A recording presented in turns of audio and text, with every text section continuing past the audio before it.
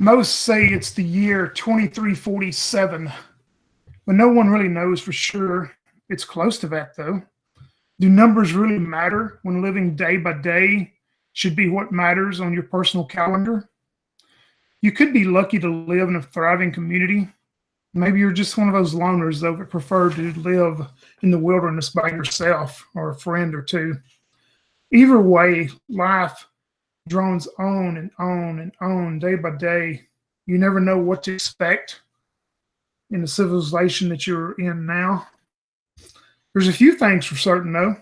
Number one, money doesn't matter. Fuel is money. Food trades for fuel. Weird artifacts are fuel. Creatures can kill you. They don't give a damn, neither should you. Ghosts walk in the light. Weapons are not banned. Life is precious. Fuel is precious. Water is scarce. Trade anything you can for fuel. Fuel is life. Before the world changed, the government organization known as the Resource Management Group saw the end coming. They knew the day was coming more than anyone else that lived in the day-to-day population. Of course, the government doesn't share that information. But they built specially fortified fuel depots that they thought would last for years and years in the darkness of the coming age while the governments would rebuild their empires. But those empires were never rebuilt. Governments faded away. And now life is lived day by day. The fuel depots are still around. Some were lucky, got to control these fuel depots. They are the new empire. We start out with our band of adventurers this evening. They've weathered the new world fairly well, I would think. They can tell us how good here in a moment. They've faced a few mutated animals, maybe seen some mutated humans, some outriders coming in trying to take their fuel, their supplies. You got a good friend over that owns one of these and runs one of these fuel depots. His name is Bugs Zetrich, an old man that looks like he could have fought at Pearl Harbor. He's old, but he still goes every day for somehow. And he runs a fuel depot in the desert known as the Scorpion Wizard's Desert. It's about a day's travel, a day and a half really, to get to where it is from your encampment. You have a trade agreement with Bugs. You take them a load of some kind of supplies, maybe some food, maybe some other things you scavenge along the way. You take an old truck that's got a fuel tank mounted on it to fill up the gas to bring back to your encampment. Trade him the goods. Things have worked good for years with him. It's always a mundane trip, making it through the desert and back in 3 days. But this day, as you get closer, you start seeing smoke rising up from the area of the depot. Well, let's jump back in time as the preparations are being made for you to go to Bugs, trade your goods for fuel. Mike, tell us who you're playing and what you wish to tell us about them. I'm playing Whisper. Whisper is a 29-year-old female. She pretty much keeps quiet. She's been working security with her family. They take care of the security and overwatch for the Enclave. So she's usually up on top of a guard tower with an assault rifle, or she's out covering anybody who's out foraging or those who are farming. She usually disappears into the woods and keeps overwatch on things. People do know one of the things that she is known for is just crawling inside your head and whispering to you, and that's where she got the name Whisper. She looks forward to getting out of the enclaves and enjoys running around, particularly on the fuel runs. Perfect. She enjoys those fuel runs. So, what is her relationship with bugs? What does she think of bugs? How does she get along with little bugs? She doesn't mind Bugs. Bugs is a good guy. I mean, like anybody, everybody's looking to keep themselves alive, and she might question some of the things that he does, but in the end, he's a good trader. He's a fair trader, and so she's good with him. All right, perfect. Sounds like she's the perfect guard for the old fuel run. Of course, nothing ever happens on a fuel run, so in order to be pretty mundane, get back home quick. As we jump Yeah. over to you, Crystal, and tell me about who you're playing. And I am playing a girl about the age. She doesn't really keep up with birthdays. It's not really something her tribe does. If you looked at her, you'd say she was somewhere between 17 and 19. Her tribe is actually a clan of mutants, as they call them. She could almost pass for human, except for the fact that she has this long monkey-like tail that comes out of her back, like where you would think a tail should come from. She also, her eyes, they don't really seem to have any kind of like cornea, or maybe the cornea is just black as the pupil is. Either way, the eyes are black all the way through. Almost seems dead in a way. Her family often gets made fun of because of their tails, those that have them. They do actually sometimes mate with regular humans or something, or even another kind of mutant. Sometimes their clan members are born with tails, and sometimes not. She just happened to be born with her tail. One thing they all share, though, is a love for fighting and a short temper.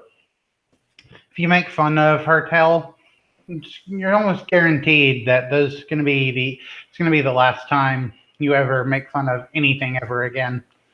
Not really because she's self-conscious about it, but that's just within her nature. Either way, she proved herself to be great enough with her unarmed, becoming proficient in unarmed attacks, a master of wushu, following closely the way of the tiger. Get in fast, hit them hard, don't let them escape. She met Bugs a little while back when she first started traveling out from her clan to get supplies and bring them back. One day, some outsider saw her tail and thought it would be good to make jokes about it, screeching around like a monkey and holding his hands up as if he were an orangutan. Ooh, ah, ah, ah. But before she had the chance to kill that guy, Bugs actually stepped in and put him in his place. Gave this epic speech about how, out here, we're all mutants, we're all freaks, and we're all family. If you don't like it, then you can get out of my enclave. So she actually had a little bit of respect for Bugs. She still totally found that guy later and killed him, but she still had respect for Bugs for doing that. And that is my character, who is called, I have her name here, I swear, Okra. all right, we got two battle veterans manning the fuel truck, it seems, so far. Let's jump over to you, Yang. Who are you playing, and what's their relationship with Bugs? Tonight I'm going to be playing a 27-year-old human male. His name is Kenny Northstar. Kenny is about 6'2" with well-toned muscles and exceptionally thick eyebrows adorning his sorrow-filled eyes. His curly, dark brown hair is short but long enough to officially qualify as a mullet. He wears a pair of blue jeans and sleeveless denim jacket over a red T-shirt. On his forearms, there are a pair of black bands protecting his wrists. He's covered in dust and he smells strongly of beer. Um, Kenny, inheritor of a school of martial art known as Donkey Fist, a deadly martial art style where he punches a certain person, his opponent's pressure points, and they explode from inside. Kenny always thought he would be able to protect his beloved girlfriend Juliana, but, well, he was wrong. Now he spends his days deep in his drinks, brawling against the shadows of his own past. So while in one of his depressive episodes, he was wandering around the desert and he actually collapsed. And he was about to die, but Bugs was passing by and found him in the desert, and he actually brought him back to his health. So Kenny actually owes Bugs his life. So he's going to do what is necessary to assist Bugs on tonight's adventure. All right, perfect. Rounding out the gas truck run, Joseph, tell me about who you're playing and their relationship with Bugs. All right, tonight I'm playing Super Duper. Doesn't really, think of like an amnesiac. He doesn't know where he's from, but he's not actually asking questions or looking to find out where he's from. He just, in his delusional state, believes he is a superhero, and that an encounter with radiation, which he thinks was the tingly clouds, made him not just super, but duper. He also believes that he needs to use these specific magic words to trigger his superpowers. And wandering through the desert, he just kind of showed up one day.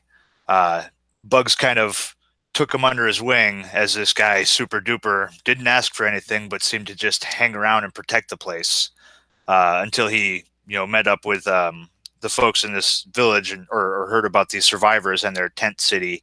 And now he stands vigil over the city. Protector to all, not just super, but duper. Awesome. Perfect. Man, what a crew for the gas run. I don't think nobody's going to mess with the gas truck, and we might as well just call the game over. All right. Y'all know it takes about a day and a half to get to the location, the fuel depot. You have to camp a night in the desert. Of course, nothing's ever happened before, but, fate may change. But as y'all start out on the old gas truck, that y'all have rigged up a 50 caliber machine gun on the back just for protection in case somebody does try to get your fuel or your truck or get your life. Who's going to be driving the truck?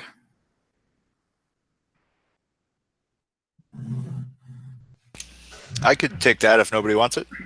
Yeah, I was just going to say I volunteer Super Duper.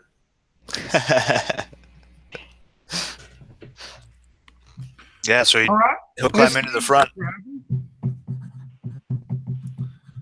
Who wants to ride up front with SD? Y'all could probably, with this old big truck, you could probably fit 3 if you did, and if you wanted to have one in the back, guarding and mounting the machine gun, or however y'all want to do it, of course.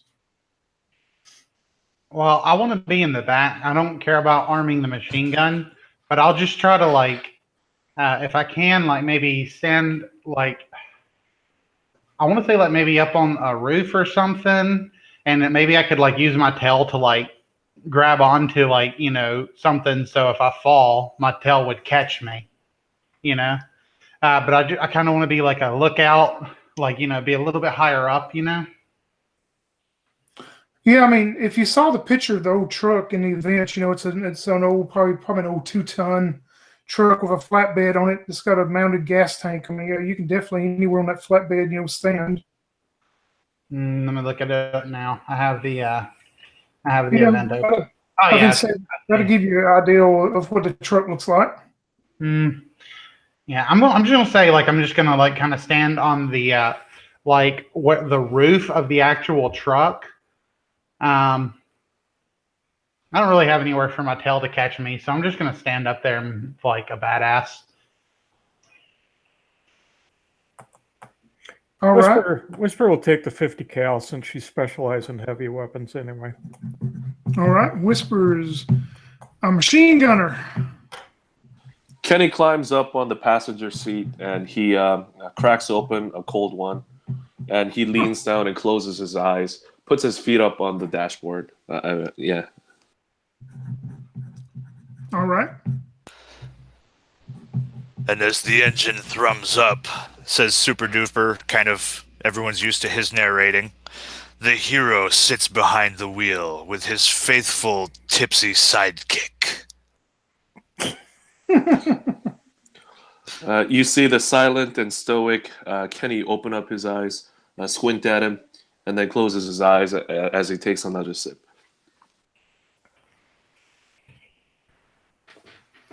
Y'all start out that morning. Like I say, it takes roughly a day and a half or so to get to the depot, depending on the weather and all of that. But you start out that morning on your trip. You meet, of course, maybe some other merchants, maybe some other people traveling back and forth across the desert, and you've never had any trouble with any of them. The day goes and progresses pretty well. Actually, the weather is decent. There's no type of electrical storms or anything. You prepare to get there that afternoon and set up camp. There's a few hill ranges and stuff in the area where you're going to be at. Nothing really major. Of course, no mountain ranges, just some small hills and sand dunes and stuff. How would y'all want to set up your camp and prepare for the night to, especially probably Whisper with her background, maybe how would you want to set everything up just to prepare and secure the camp?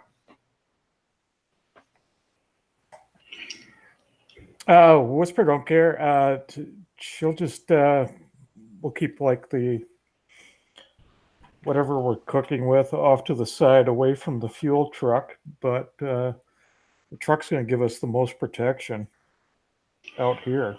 So people can, if they don't mind, they can sleep underneath the truck and someone can sit up top and keep watch up there in shifts. Yeah, how big are these sand dunes? I mean, the road that you're on has been smoothed out. I mean, there's a lot of travel on the roads, but the sand dunes themselves, they're some of them are pretty high. You wouldn't be able to drive the truck up on it, of course, or anything, but I mean, some of them are high enough that you can't see the tops of them.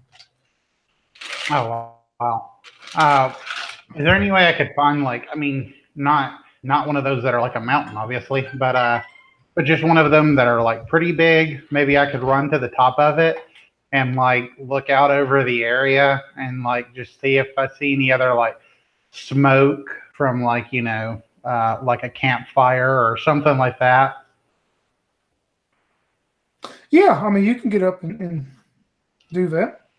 Yeah, that's what I'm gonna do real quick. I'm gonna run to the top of one of these dunes and hopefully I can get a survey over the area, like the road ahead, to make sure everything's okay, and also look out over the dunes and make sure there's no obvious smoke or anything like that from like what might be bandits or whatever. Yeah, as preparations are being made for the camp and the setup for the night, you're able to do that, and you don't see anything on the horizon or further out any distance. You don't see any type of lights or anything that may be coming from some vehicles or anything at all. Or you don't see any kind of over campfires or smoke fires, and you detect no movement at all in the late afternoon, early evening. Okay. All right, then I slide back down the sand pit, and I'll tell them, I went up there and I don't see any other, smoke or anything like that. So maybe we'll be okay here. Yeah, Whisper says, of course we're going to be okay. I mean, we haven't had problems here. These are milk runs. I mean, this has been peaceful for a long time. There's always that one time. Super Duper starts walking up over here in the conversation and says, as our hero approached his two companions, he walked up to them and said, Don't worry, citizens. We'll be fine. I will keep vigilance. And then Super Duper kind of smiles and claps him on the shoulders. See, we got SD on this. I mean, we got it covered. On the corner of your eyes, you see Kenny Northstar walk behind the truck, and he sits down next to one of the rear tires and broods.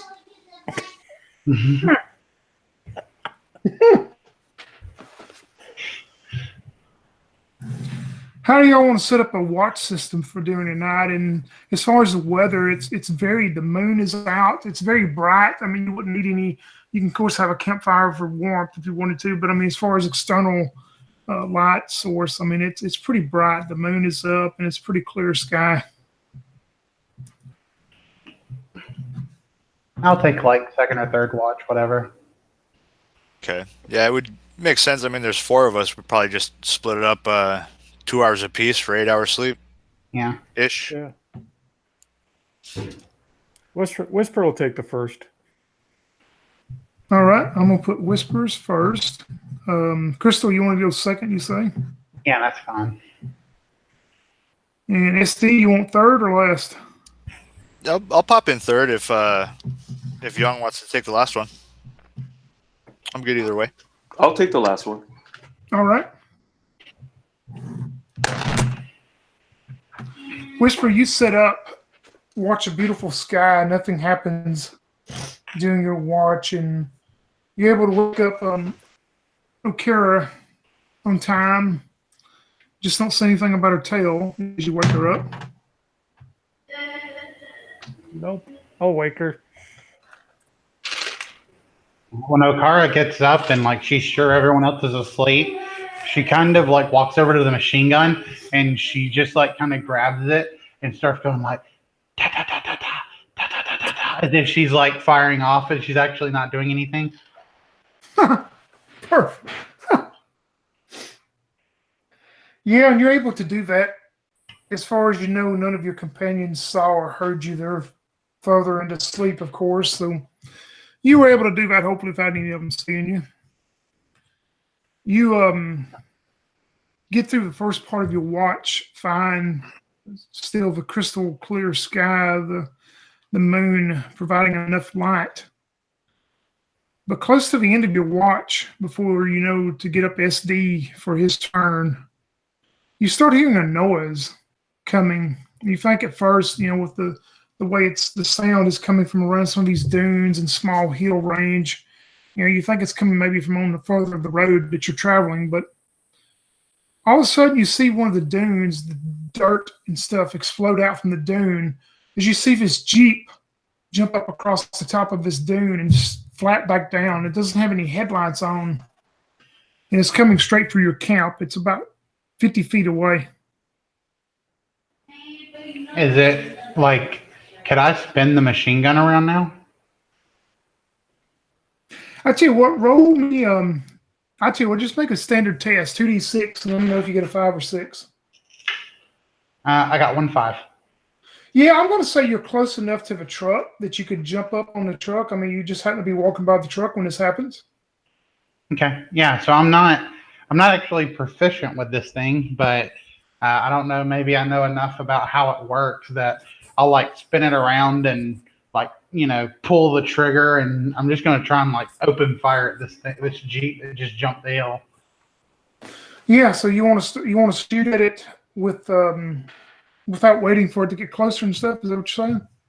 As soon as like when it erupts over the hill and it's like sliding down towards the camp, yeah, like I'm not gonna wait. I know the gun's really loud, so it should wake up my companions when it starts firing.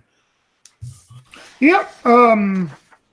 If you want to shoot at the incoming Jeep, go right ahead. Well, that's what I want to do. All right. Oh yeah, sure.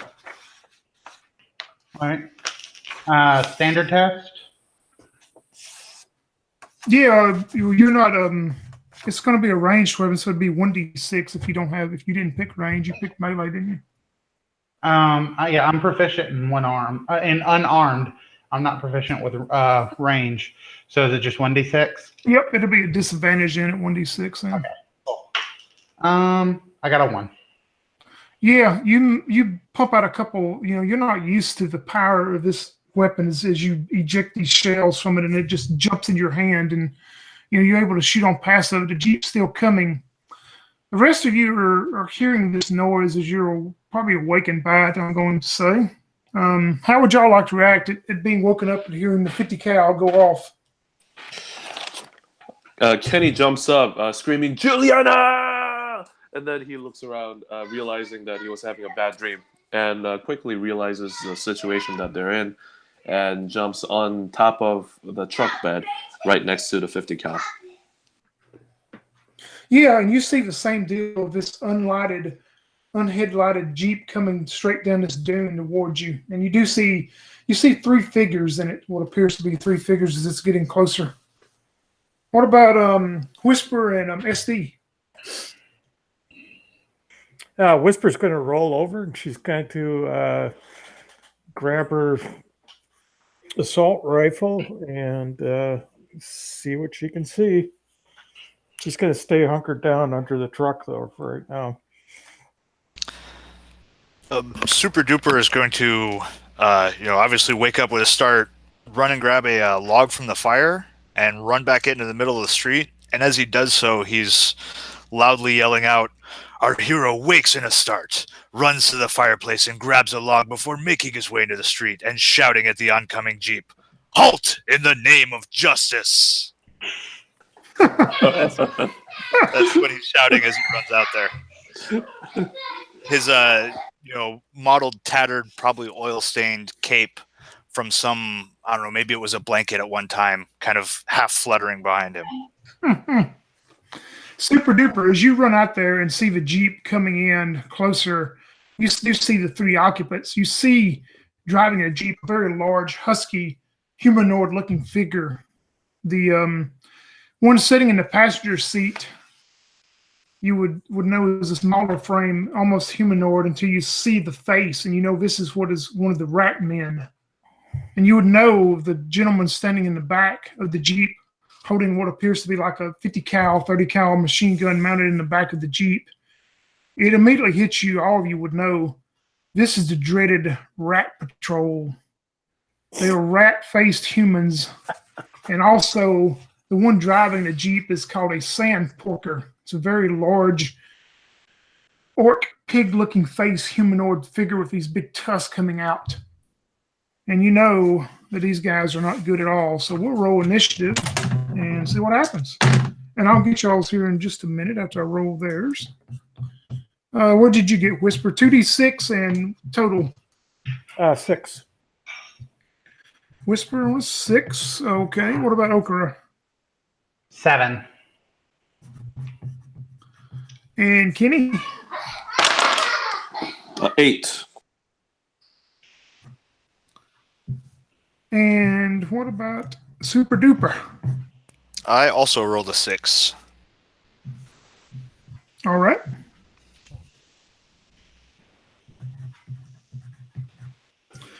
Kenny, you and Whisper start us out. Whoever wants to go first. Go ahead, Whisper.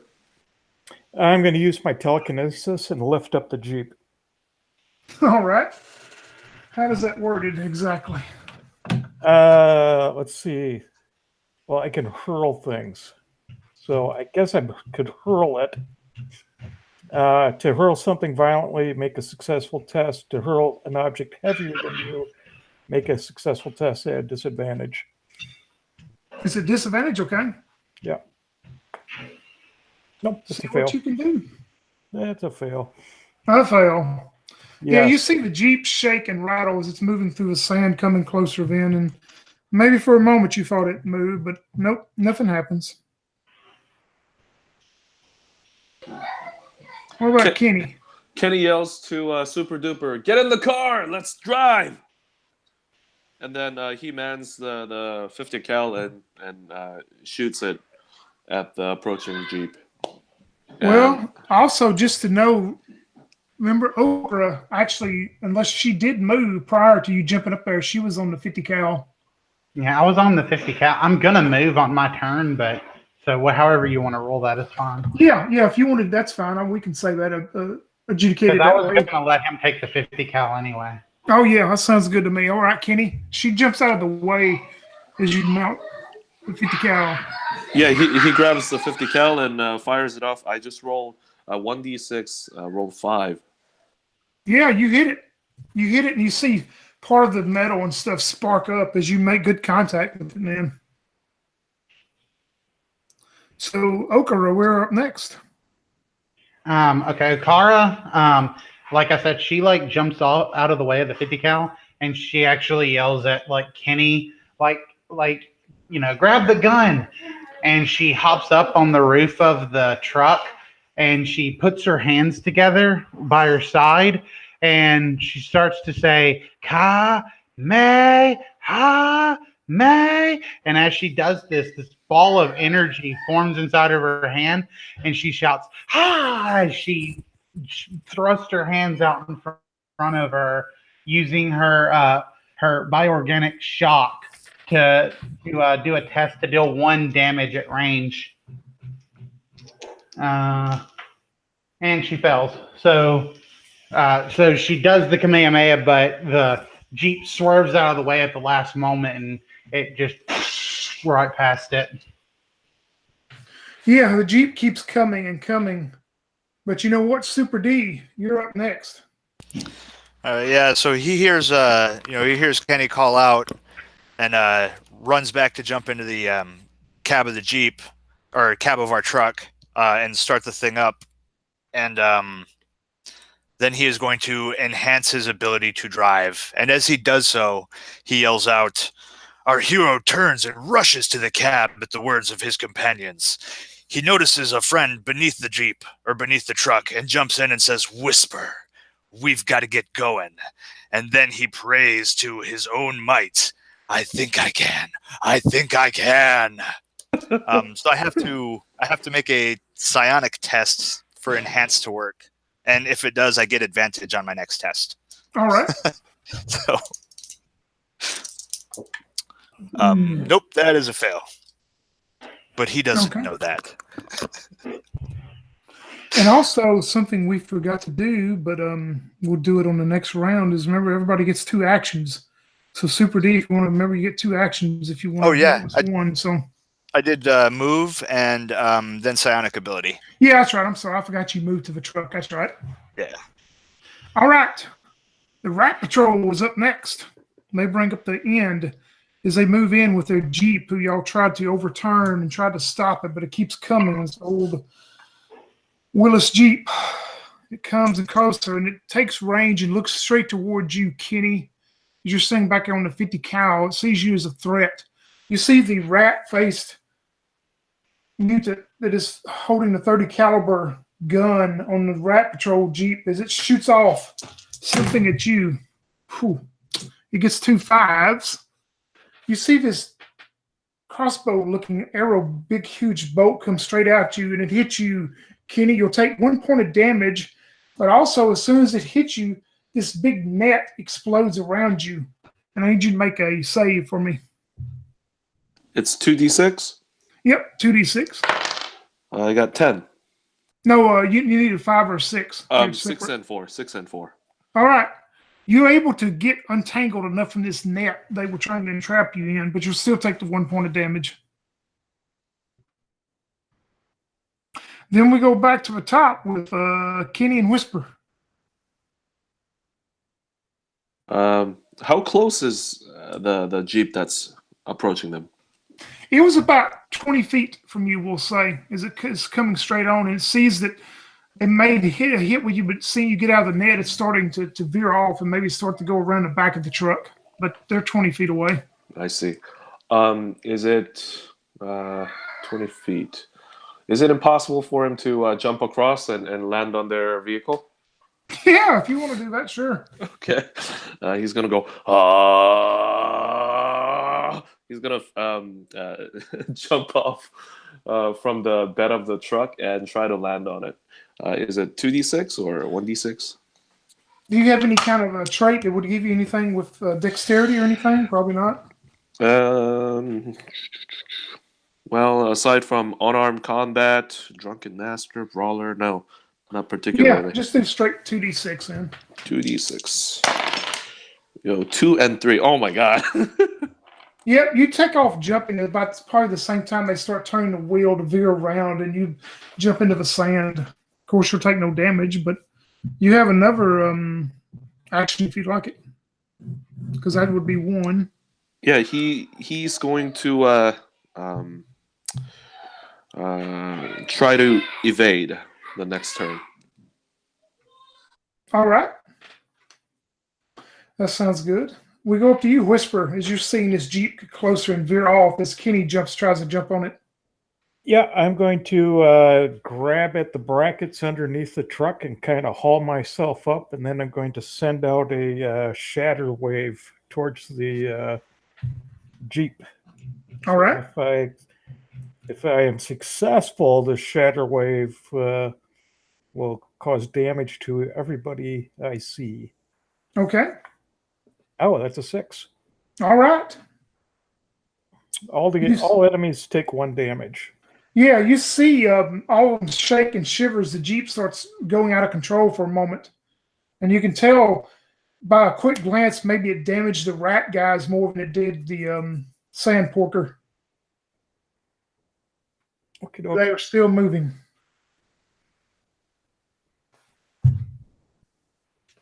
And you still have one action also if you want to do something else. Oh, I thought that was grabbing onto the brackets underneath the truck. I'm not going to call. I'm not going Oh, to. you're just going to give me that? Okay, I'm going to flip myself into the bed of the truck then. All right. Yeah, we'll call all that as you move into the bed of the truck. How about Okar as you see all this going on?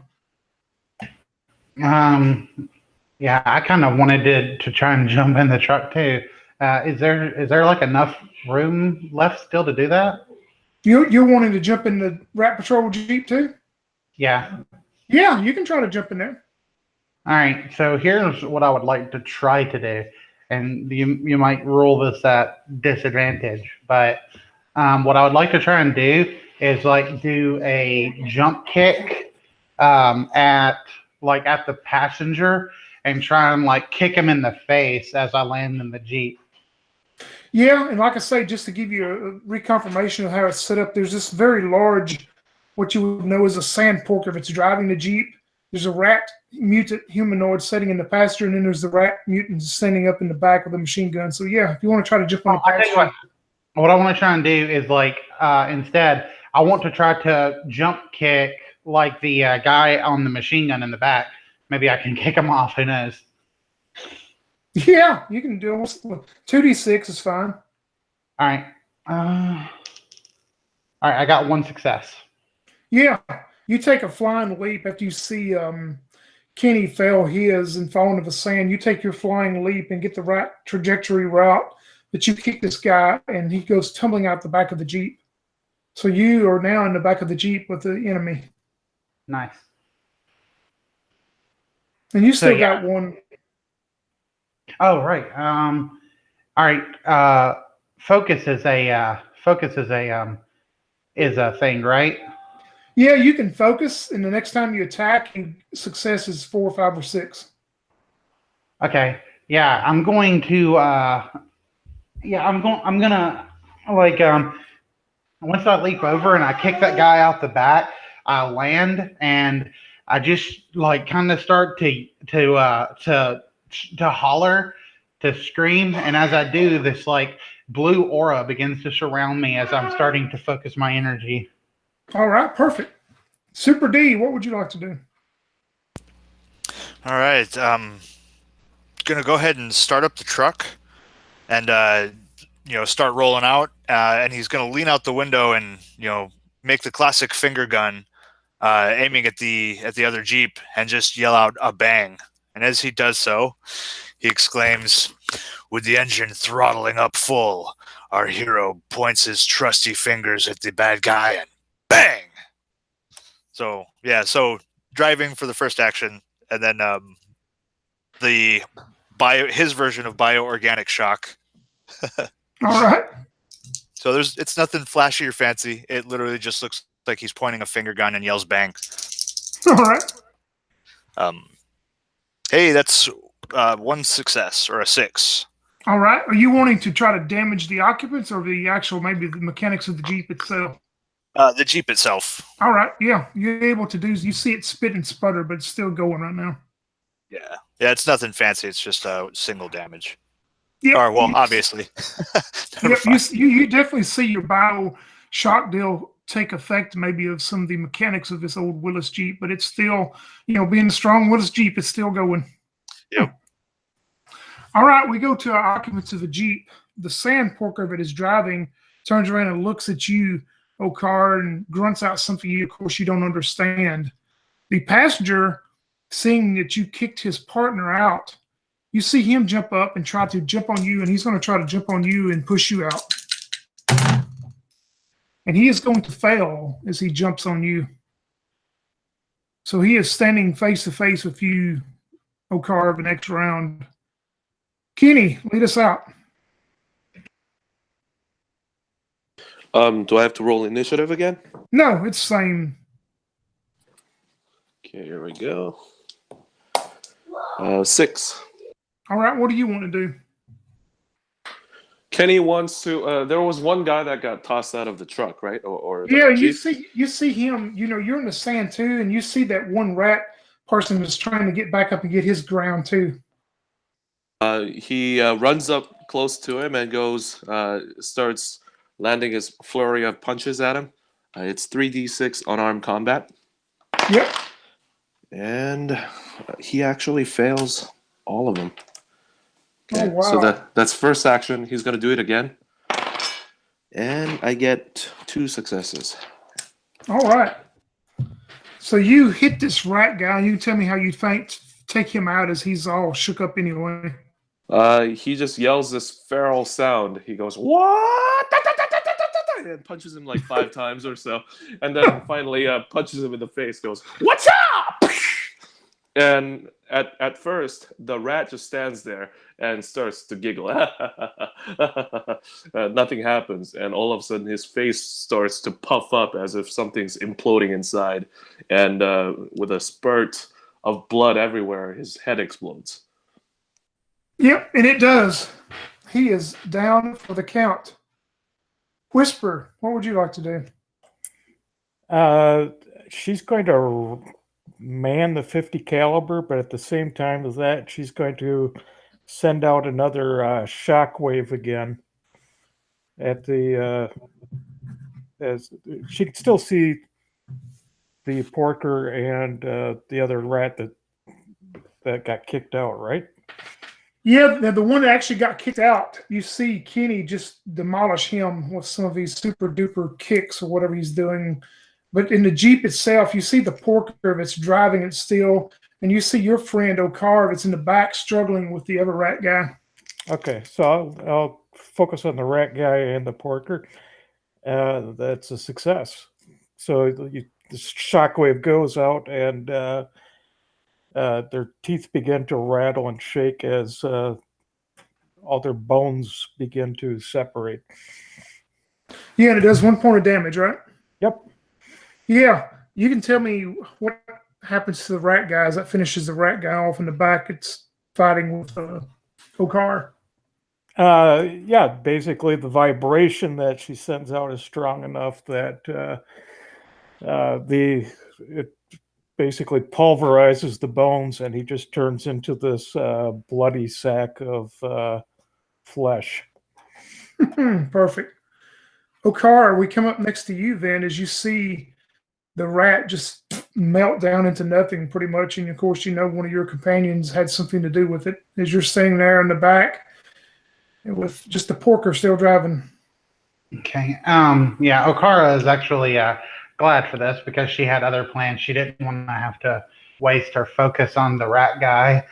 So she notes to herself that she'll have to think Whisper for that later. And she's gonna like run towards like the front of the Jeep and like jump as high as she can. And while she's in the air, she brings her hands back and starts ha, and she's aiming straight for the engine as she lets out her ha and attempts to hit the engine and disarm this Jeep once and for all. All right. I got 2 3s. Yeah, man, this old Willis Jeep is strong. It just your mutant powers don't have any effect on it for some reason. Okay. But you get an Overdale if you want to try something else. All right. I'm gonna say that the Kamehameha kind of like launches me up a little bit higher. So when I see it, don't like just seems to blast off the hood for some reason. I'm slightly confused at first, but the only other thing I can think is to like do a fancy spin in the air and like use my energy to like propel myself down to try and kick this pig guy in the head. All right. And I got a 3-4. So a miss. Yeah, unfortunately, they're just everything. The Jeep's tough, and the Sand Porker's tough too. As we go to you, Super D. All right. So how far ahead is the Jeep from the truck? Like, is it pulling away, or are we? Well, you can see the Porker was pretty much trying to go around to come in behind the truck after they made their initial run in. And if you've pulled up enough, you're probably distance, we'll say 30 feet, probably roughly. Okay. I'm gonna turn the truck aimed right towards him. Pretty sure our truck's a little bit bigger than the Willie's Jeep, but Oh, yeah. yeah, he's gonna steer towards it and step on it for the first action. And for the second one, he's gonna finger gun, bang out at the radiator again. All right. And so he calls out, in an act of pure and total domination of the enemy, our hero steers his truck for a direct hit on their foul, pitiful Jeep. And again, he raises his finger gun and bang! Narrating, of course. All right. Oh, that's a miss. Oh, man, okay. His shot flies wild. This old Jeep has some magic to it, I guess. As we go to the Jeep and the one enemy left in it, as you try to kick and bash in his head, you see him reach down next to him as he pulls out an old pistol and aims straight towards you, Okar, and he's going to try to shoot you. You know what? He's going to miss with a 1 and a 2, of course. So we jump back up to you, Kenny, as the battle rages on. Kenny starts dashing towards the Jeep as it turns round and round, and he tries to jump in and tries to do a flying punch right onto the driver. So it's an unarmed combat, 3d6, 2 5s and 1 3. Yeah, that's a success as you jump and bump whatever you do, and you do some damage to him, and you see a blood fly out of his spittle, but he's still driving along as you're in the Jeep now. He's gonna try for the second action. He's gonna attack again, and All right. he actually narrates his move himself. He says, "Donkey fist number 5, form number 5, the exploding head," and and he attacks. 4, 5, and 3. Yeah, So one never success. So you do more damage to him as he starts shaking his head and blood or whatever coming out of him, but he's still driving his Jeep with you two in it. And Whisper, you see all this going on. So is the Porker down?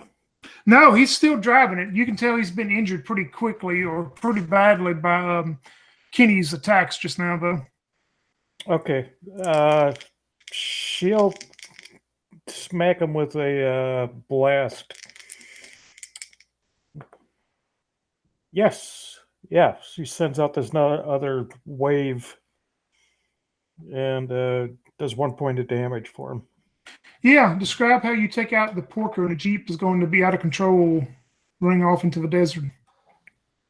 Yeah, just as she focuses intently onto his forehead, and this impression of a fist imprints on his skull and kind of collapses his sinus cavities in on himself.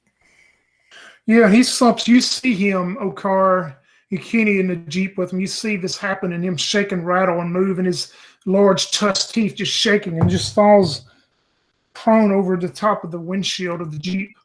Now the Jeep is out of control, driving off in the desert at low speed, Okar. What would you like to do? I'm going to, for my first action, I'm going to focus. So I start to power up all of the energy that I can. And I'm going to hop on the hood of this Jeep, and I'm going to attempt to punch through the hood into the engine to disable it. All right. For my second action.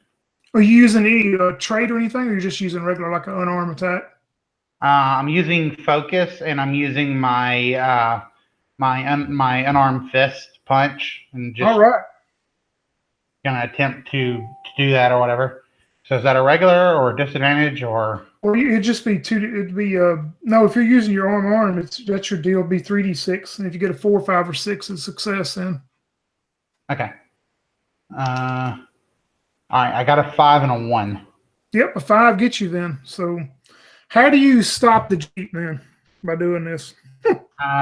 Yeah. So I jump up on the hood, like I said, and I quickly like power up. You see this like blue aura come around me, and then with all of that key built up, I just punch straight down into the engine block, and like with all of that key and everything, it just short mounts and everything, and like maybe I hit a head or something and like crack it, whatever. Like the engine just starts to sputter and eventually comes to a stop. Yeah, and you and Kenny are safe as the Jeep sputters and stops before running into a sand dune and flipping over. So you hear nothing else besides the quiet, peaceful night again now. That's how you bring home the bacon. As the truck pulls into a stop. The truck stops and it's quiet. No more rat trolls jumping sand dunes. And all of y'all can, if you want to search the rat patrol men and the porker, I'll start with you, Whisper. Roll me a d6 first. Okay. It's 3. Now roll me another d6. That's a 3. You find a bag of old paperback novels that one of these rat patrol guys had. They're a bunch of old war stories about World War II and stuff like that. Oh, that'll be good. What about Okar? Roll 2d6 and give me the individual results. All right. The first one is a 2, and the second one's a 5. You find these guys are smart, evidently, because you find a bag of textbooks, old college textbooks, and they're all about mechanical engineering. All right, Kenny, roll me 2 separate d6s. 5 and 2. You find actually this wrapped up wooden. The porker had it behind his seat. You find it wrapped up like this wooden club. So if you want to take this wooden club, it would be a light melee weapon. He looks at it and says, Donkey Fist does not need clubs. And he just walks away. And you would know also you could take it and maybe trade it in the future if you wanted to keep it and trade it. If you weren't going to use it, you could actually make a trade item out of it probably. He all of a sudden stops on his heel and turns and says, maybe I should trade this for another beer. And he picks it up and puts it in his bag. Yeah, it may even get you a 6-pack of beer. That's right. How about Super D? Roll me 2 separate D6s, please. Alrighty. That is a 5 and a 3. Oh my gosh. You found another sack of books, and they're all a bunch of old Greek and Roman mythology stories. Oh, no. Oh, cool. Books of more heroes. It is a shame that crime cannot read. Perhaps they may have beaten us otherwise. He says, kind of thumbing through the through some of the pictures of these ancient Greek gods. This one has my jaw. Yep, these guys were evidently, if they weren't the smart ones, they were taking them to somebody who was, I guess. As you find all these books in a club. You're able to Jeep. It's pretty much out of commission now. I mean, you would have to tow it back to y'all's encampment to have somebody work on it and fix it. You know, the 30 caliber machine gun. If you inspect it, it's really set up the way they had it modified. Maybe some of those engineering manuals told them how, or somebody else did. But they had it modified where it would shoot out this large crossbow bolt and then try to entrap somebody in a net. You find about, I'll tell you how many you find. Well, you only find 2 more. They had 2 more of these large bolts stuck in there by it that could be used. I mean, you could dismantle it and take it with you. I mean, it would probably be hard to mount on your truck right now, but you could take it and use it in the future if I wanted to dismount the net gun. SD, Whisper. Okara, what should we do with this? Just take it.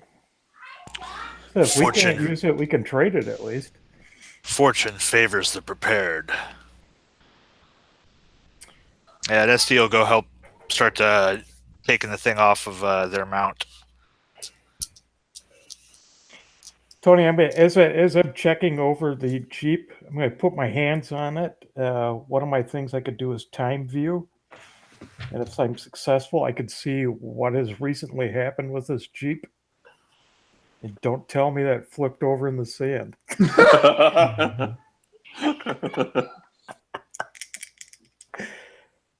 Yeah, that's a success. Yeah, is maybe they're the rest of them are dismounting this 30 caliber net gun. As you're doing your time view, the only thing that comes through your mind is you see this Jeep and the occupants that you've just dispersed of. You see them jumping over these sand dunes, chasing down what appears to be some humans that maybe were merchants or something with camels. So you know that's pretty much all they've been doing lately is going and raiding. Maybe that's where they got all these bags of books from. You don't know what you get from it, though. Okay. Hey guys, they've been chasing down camels. Merchants on camels. How would you know that, Whisper? What? Just a guess. But maybe you ought to take their bodies too, since we got room on the truck. We might as well take them. Maybe Bugs might know a reward or something if they're marauders. If they've been preying on innocent merchants, then the fact that we have put them down is its own reward. I love how you think, Dean, but I also need to fill my stomach. Maybe I can get more beer out of them too. Yeah, let's take him. He grabs one of the bodies and puts him in the truck bed. Oh yeah, you've got enough room if you wanted to pile the bodies up of the sand porker and the rat patrol men. Yep, you can do that. Wrap them up. You've got blankets and stuff, or if not, I'm sure they did. Can we strap one to the hood? You can. Oh, man. You could even behead one of them and strap his head to the hood or whatever. Yep. There we go. It's a new fancy radiator cap. But yeah, the rest of the night goes by peaceful like they always have before. This was unfortunately bad fate, evidently, that luckily, due to quick actions of Okara by unloading that 50 caliber, waking y'all up, y'all were able to stop the rat patrol from taking your supplies and your fuel truck. But Hey, yeah, the Whisper. rest of the night goes well. Hey, Whisper. I told you there was always that one time. Oh, so you got lucky. I'll give you that.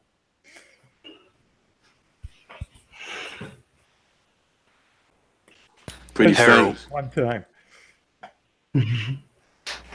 Heroism requires no luck. Okara, pretty fancy move back there.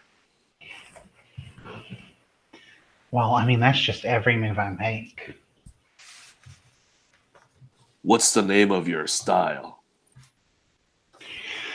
I master in the style of wushu, following closely the way of the tiger. Impressive. One of these days, I would like to put my donkey fist against your style. I'll be up to that. Another time, then. And he goes back to the back of the truck and broods. The morning sun rises. You're able to eat your food, your rations. You're able to read the engineering technology books and the literature, of course, if you wanted to. As you head out towards Bugs's fuel depot, you know it's probably another 3 hours to get there. You'll be there about 10, 11. Hopefully Bugs will have something for lunch cooked, you would hope, as he and his crew man the fuel depot. Sure enough, the rest of the morning goes by pretty quickly, pretty peaceful. You don't meet any more travelers though, which is not unusual though, because you're further out. You notice that some of the sand dunes, the old trucks going across now. I mean, the road's still pretty good, but it's taking some effort to get the old fuel truck across them. But you start to notice, we go back to the introduction where you start noticing a bunch of black, grayish smoke in the air, and it appears that it's coming from the direction of the depot as you're getting closer and closer. Maybe you think, goodness, hopefully there's not a fire burning at the gas depot, and hopefully Bugs didn't finally lose his mind and set everything on fire. But how would y'all react as you're getting closer and knowing that once you go across another little hill area, you're going to come out to a level area where you can see the depot itself, and you just see the sky filling with all this black smoke? I'll look into the truck cab and whisper into SD's brain, say, SD, just stop just before the rise of that hill so we can take a peek over it without exposing ourselves. I can do that. It is best to investigate the dark cloud of villainy before running headlong into a trap. SD kind of yells back.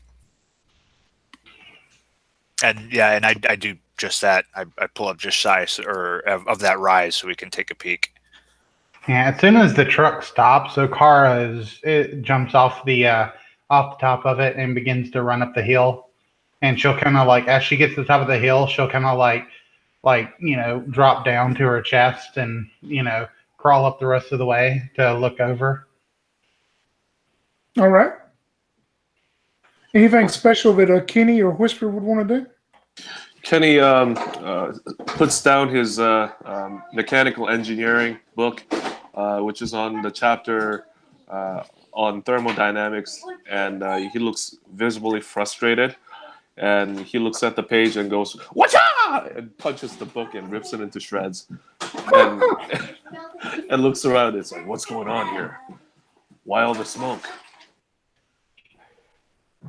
Whisper's gonna set watch at the top of the truck with the 50 cal. Just keep an eye out. As everybody else looking over there, she's gonna look around where everybody else is looking. Yeah, and basically what all you see is the truck stops on the rise, and you see your car skimming up there on foot. You see the fuel depot, which is somewhat like the picture, the cover picture and the picture I have there. I mean, that's what you would know the depot is like in some ways. It's well fortified, but you see all this black smoke. You see the front gates. Does anybody have any binoculars or like a spyglass, anything by chance? I just have the standard gear. Yeah, right. If nobody has took one roll, everybody roll me 2d6. If you get a 5 or 6, you can have a binoculars or something. Oh, I have 6. Yeah, you've got a set, man. The group does. But if you look through the binoculars and zoom in closer, you see what appears like the front gates have been completely either shattered off or broken off or removed. I mean, the front gates to the place are completely open. But you see all the black smoke rising, and then you start seeing kind of circling around, coming out some of the smoke and coming out into the deal. You see these black shapes of these large birds that are flying around, pretty much like in that photo also. If you can see them, there's shapes of these birds that are flying around. Appears there has been something happen here at Bugs's place. All right, I'll run back to the truck then and tell them like the gates have been torn open and there are big birds flying around, the ones that eat dead things. Oh no. Bugs. We must go there and save him.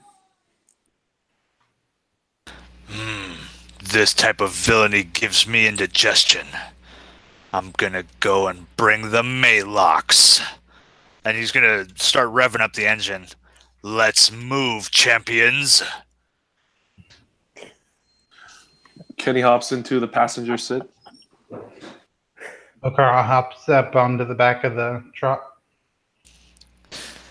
And as the companions climbed into the truck, Super Duper laid the metal down, and he blew the horn loudly just to warn the villains that justice was on its way. And he's gonna, sorry guys, Super Duper's gonna pull that loud air horn as he full throttle like charges the truck towards Bugs's station. Nice. Yep, and you're able to head towards Bugs's depot, and you blow the horn, and it radiates out through the open desert air. You get no response from Bugs. You know he has some type of air horn system, but you get no response from him. You don't see any movement. You don't see any more Rat Patrol Jeeps running out towards you or any other kind of vehicles. And once you get closer, sure enough, you can tell there's been some type of attack or distress on Bugs's place. And a lot of the buildings inside appear to be burning.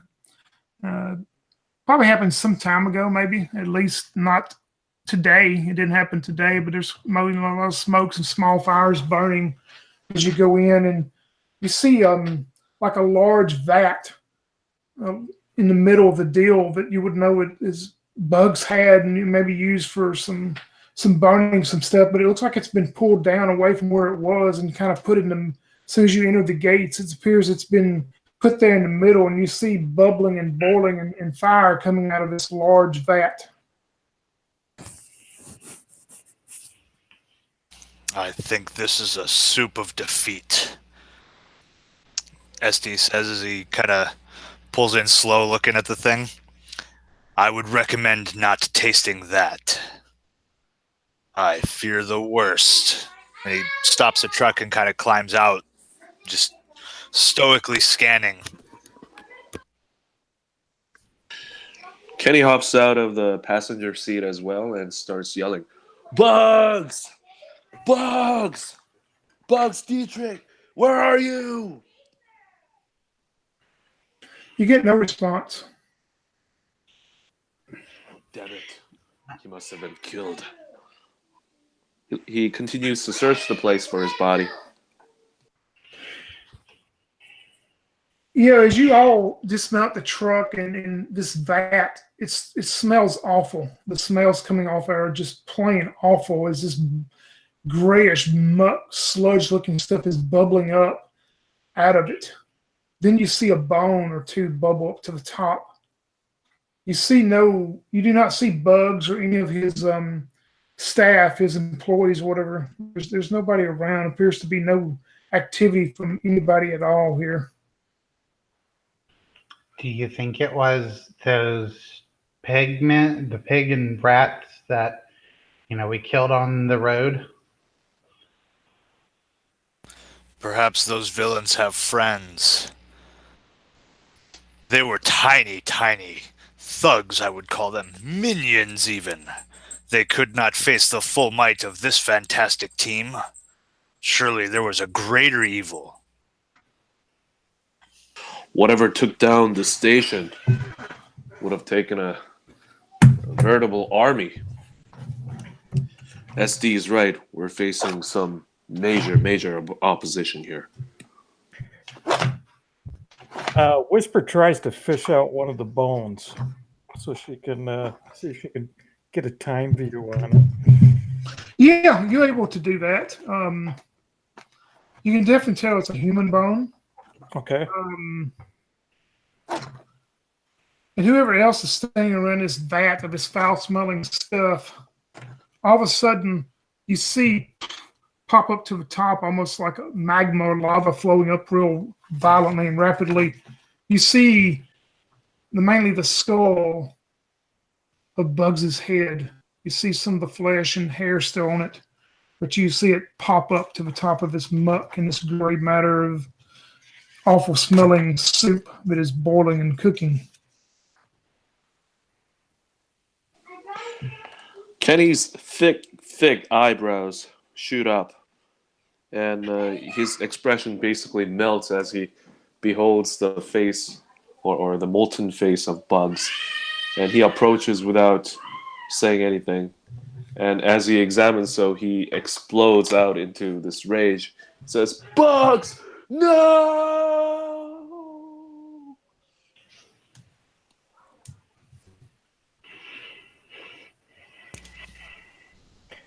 Yeah, Whisper will try getting the skull.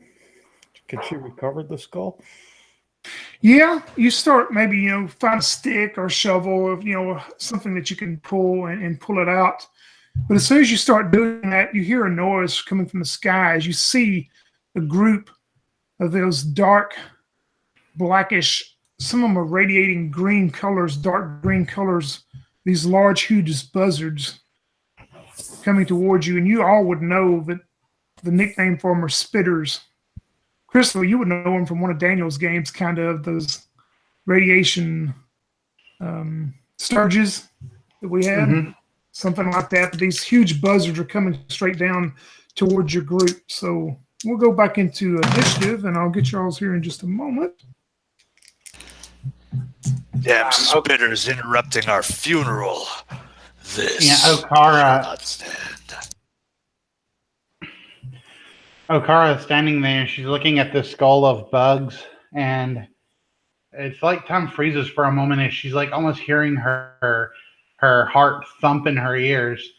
But before she can get too angry, she starts to hear this familiar buzzing, and she sees these things like falling down on the group, and she yells out, "Spitters, don't get bit. They'll turn you green." Yeah, you would know that, definitely all of you would know that they have some type of severely corrosive stuff that they try to spit onto you, some type of corrosive greenish acid that burns and everything real bad. Whisper, what'd you get on initiative? 7. All right, what about a little car? 6. 6, okay. Kenny? 7. And Super D. I rolled a 4. Uh-oh. Well, it looks like this flock of spitters has surprised you as they got an 8. So they come down towards you, this whole group of them, and they're all going to try to spit on each one of you. And they will have a success as this large flock and group. Everyone you take no damage, HP damage, but everybody make a save for me. Standard 2d6 save. Failed. 1 success. Success. Yep. 1 success. Those that failed, which it looks like it's just you, Kenny, you will suffer disadvantage on all rolls. So everything you do from now on, right now, you'll do disadvantage 1d6 on everything. As this green acid, corrosive acid, just spirals over you like you're being pooped on by this bird, just sprays all over you. And speaking of that, Whisper, you and Kenny are up next. Are these man size or smaller than man size? They're smaller. They're probably the size of a small dog, we'll say. They're bigger than the regular buzzards we know, but they're not quite, they're probably a small dog. Okay, I'm going to reach out with my brain and attempt to take one and slam it into another one. All right, perfect. Oh, it's 2 sixes. All right. Yeah, you're able to knock some of them out of the sky or do whatever, and it seems like some of them are falling out. So that definitely worked. You would know. Kenny, you're covered in this green corrosive acid. Oh, I'm sorry, Mike. You get another. I'm sorry. No, I'll forget about the 2 actions. Yeah, and I'll do the same thing again. All right. That misses this time. And we'll all look at you, Kenny, as you're covered in this green up. So he could take an action, or Yeah, it's your turn. So 2 actions. But everything's at this. You can do whatever, but it's just remember everything's disadvantage. So you'd roll 1d6. okay.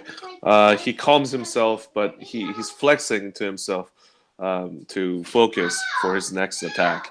So he goes. You hear him go ah, and then after that, I mean, do I have to take the full turn to focus, or could I focus as one action and then attack with? No, with the next?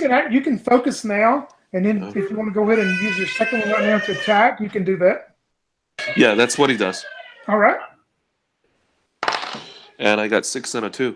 All right. But you only roll 1d6. Remember, I'm going to give you the 6 this time. No, actually, he typically rolls 3d6 for his attack. Yeah, but see, disadvantage though overrules everything. So with disadvantage in this system, Gotcha. Disadvantage is higher than anything, pretty much. But I'll give you the 6 this time, so you're able to connect. That's fine. I gotcha. So yeah, you're able to connect and do some damage to this flock of spitters, as y'all know them. Okar, there's some of them being knocked out of the sky, but they're still trying to flock around all of you 4. All right. Okara is just going to jump up and like kick one and then attempt to punch another. Like, so I guess just 2 attacks basically. All right. So the first one, she misses. Like she jumps up to kick, but swings over the head. And the second, the punch, like she goes to punch, but the thing sweeps out of the way, and she misses both of her things. Yeah, maybe you're focused on Kenny sitting there covered in all this green ooze. Super D. All right. Super Duper is just going to, using the bar fighter, which grants him the improvised weapon group. No mastery or anything. All it does is give him an extra action when using improvised weapons. All right. So he is going to start grabbing random bits of debris off the ground and hurling them at these things. All righty. So I guess the first one he picks up a hunk of steel. Next one he picks up an old beat up traffic cone and hucks that thing over. And last one is a bit of 2x4. And narrating his whole way as he goes, of course. That's a hit on the first one. And a miss. And a miss. A swing and a miss. All right. So yeah, he's bellowing out the whole time, and the traffic cone goes wide, followed by the 2x4 that just can't hit its target. Perfect. As we go back up to this flock of them, it seems like they're going to try to cover some more of y'all in all this green corrosive acid. And they will do it again. Everybody make a save. And if you fail, just note down everything will be at disadvantage as you're covered in this green corrosive acid. No damage, though. Kenny has to do the same? No, Kenny, you're still covered, so you're okay. Just the 3 left. Failed. Whisper's Failed. good. All right, yeah. If you failed, disadvantage on all rolls for right now, then as you're covered in this goop. Kenny, you and Whisper up next. So, how many birds are there? it's like a whole flock of them. There's probably 5 or 6 left. I mean, some of them have flown off, and some of them were knocked out by Whisper and stuff. But there's probably 5 or 6, 7 of them you can see as they're flocking around all of y'all. There's no need to fight these. Let's take cover from them. And then, what does he see nearby? Does he see any doors or, any interior that he could? If you want to use cover as one of your actions, you can definitely try to run and cover somewhere. And if they come after you, they'll have disadvantage to attack you.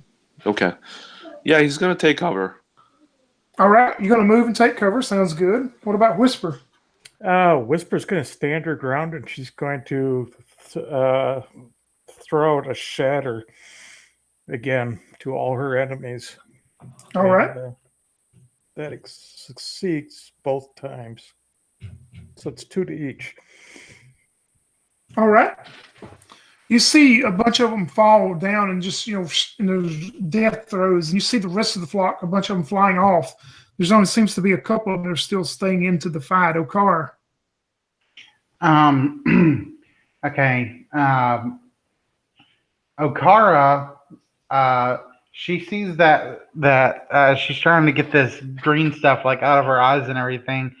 She kind of peeks up and she sees that vat of boiling liquid. She takes her first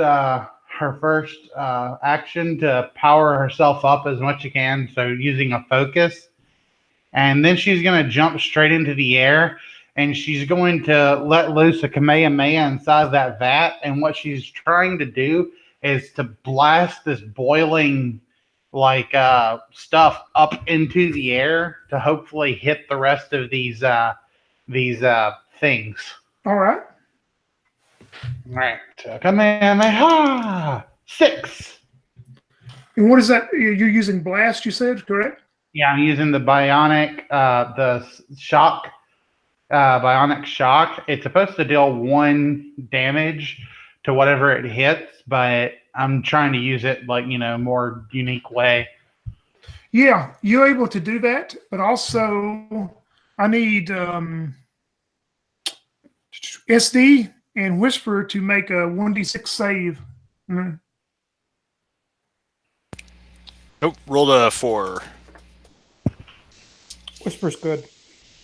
Whisper, you're able to get out of the way, but Super D, you don't see it coming as you see Okara do this, and you'll take 1 point of damage too from this shock of this mud and all this stuff being sprayed out over these buzzard creatures. But unfortunately, you were able to get out. Unfortunately, not able to get out of the way, as you'll take 1 point of damage also. Okara, you do know that you see a bunch of them fall down, and you see the last remaining stragglers of them start flying back. The flock of them leaving. Appears that whatever you just did, they don't want nothing to do with your group anymore.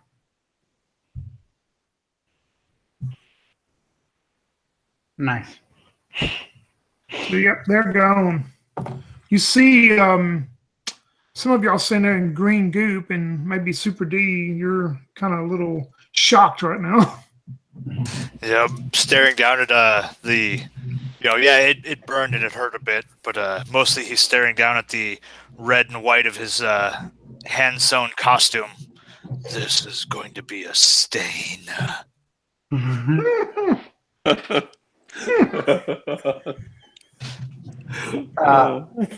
Okara hits the ground, she begins to run. Would there be showers in this place? Oh yeah, I mean there's a building or something you would know that maybe he has people stay overnight, or of course for him and his employees, yeah. Yeah, she's gonna begin to make her way to the showers, and she's gonna hope that they're working so that she can get this green goo out of her eyes and everything. Roll me 2d6 real quick, and I'll tell you if the shower building is still intact. Okay. 4 or 5. Yep, it's still intact. That building seems to be untouched. Nice. So yeah, so she's just throwing her clothes off even before she gets in the building, and when she gets in there, she's just gonna hit a shower and turn it on and start trying to get this goo off of her. Yeah, and everybody that cleans up, there's nothing else that seems to be coming to bother y'all while y'all are investigating the complex. Everybody that cleans up and gets all this green goop off of you, you're able to go back to your normal test now after you get all this stuff off of you. Excellent. So yeah, after we're clean, Super Duper, kind of wants to look around and say to everybody, narrating himself into it as he looks around at his brave and stoic companions. He says loudly to them, "This aggression today cannot stand. We must hunt down the villainy that has harmed our friends. I'm going after them." And he has no idea where they actually came from.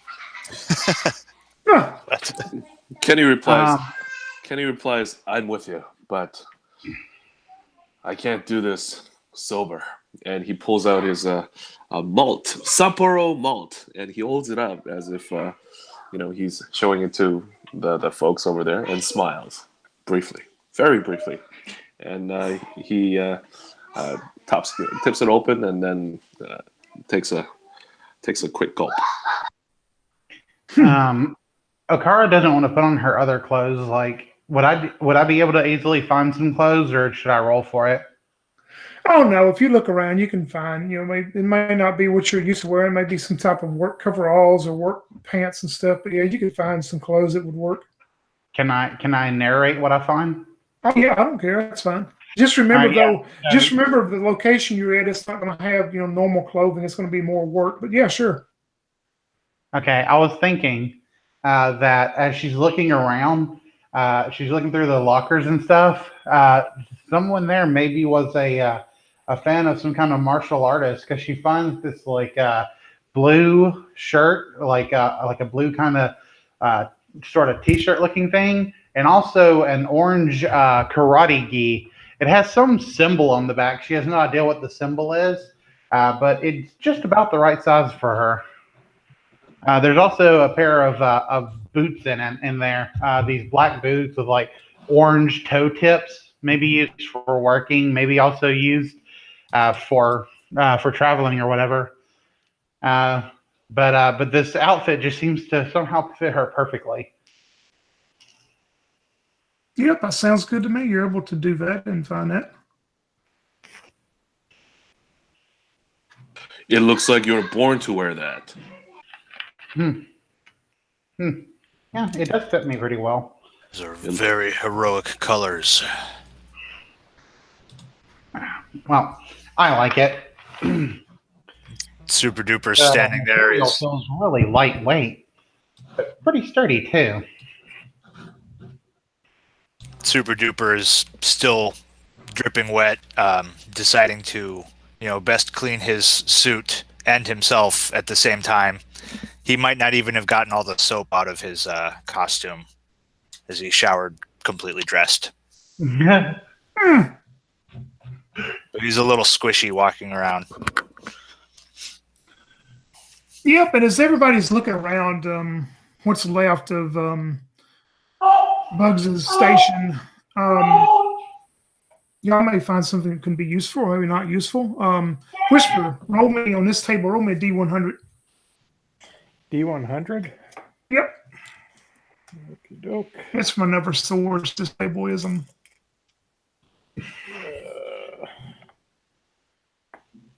It's a 43. A 43. Hey, you find a brand new nylon sling that you would know would fit some type of rifle. And it seems to have like some fancy compartment around on the sling or something. It's real flexible, made of this flexible material that would hold 6 rounds on it. That will work great. Yeah, that'd work great for Whisper. What about old car? Roll me a percentile. Let me grab out a percentile die real quick. I'm gonna grab some D6. All right, I'll just do this. Green will be the 10s. All right, 21. 21. Huh. Oh my. You find a roll of bubble wrap. It's in its original plastic sleeve. Of course, it could be used for whatever. You could also have it for trade, but it's a brand new plastic sleeve roll of bubble wrap. Oh, nice. It's a weapon of mass distraction. Be careful with that. Yeah, she can't help but pop one bubble. Or 2. Yeah, maybe 3. No one can pop just one. Perfect. Kenny, roll me a percentile. 89. 89.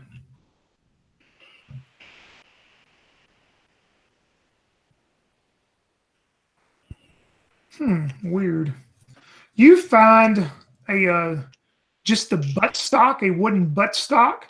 It appears it would win on a shotgun, but it's just the buttstock itself. It seems to be in fairly decent shape itself. But you also find, roll me a d6 now, just 1d6. 2. You find 2 shotgun shells with it also, but the gun itself is not there, just the buttstock. Cool. He takes it over to a Whisper and says, "Are these something that you could use?" He holds them up. Yeah, I could use them. They're yours. Hands it over. Well, thank you. That's wonderful. Super D, let's see what you can find. All right, we have got a 54.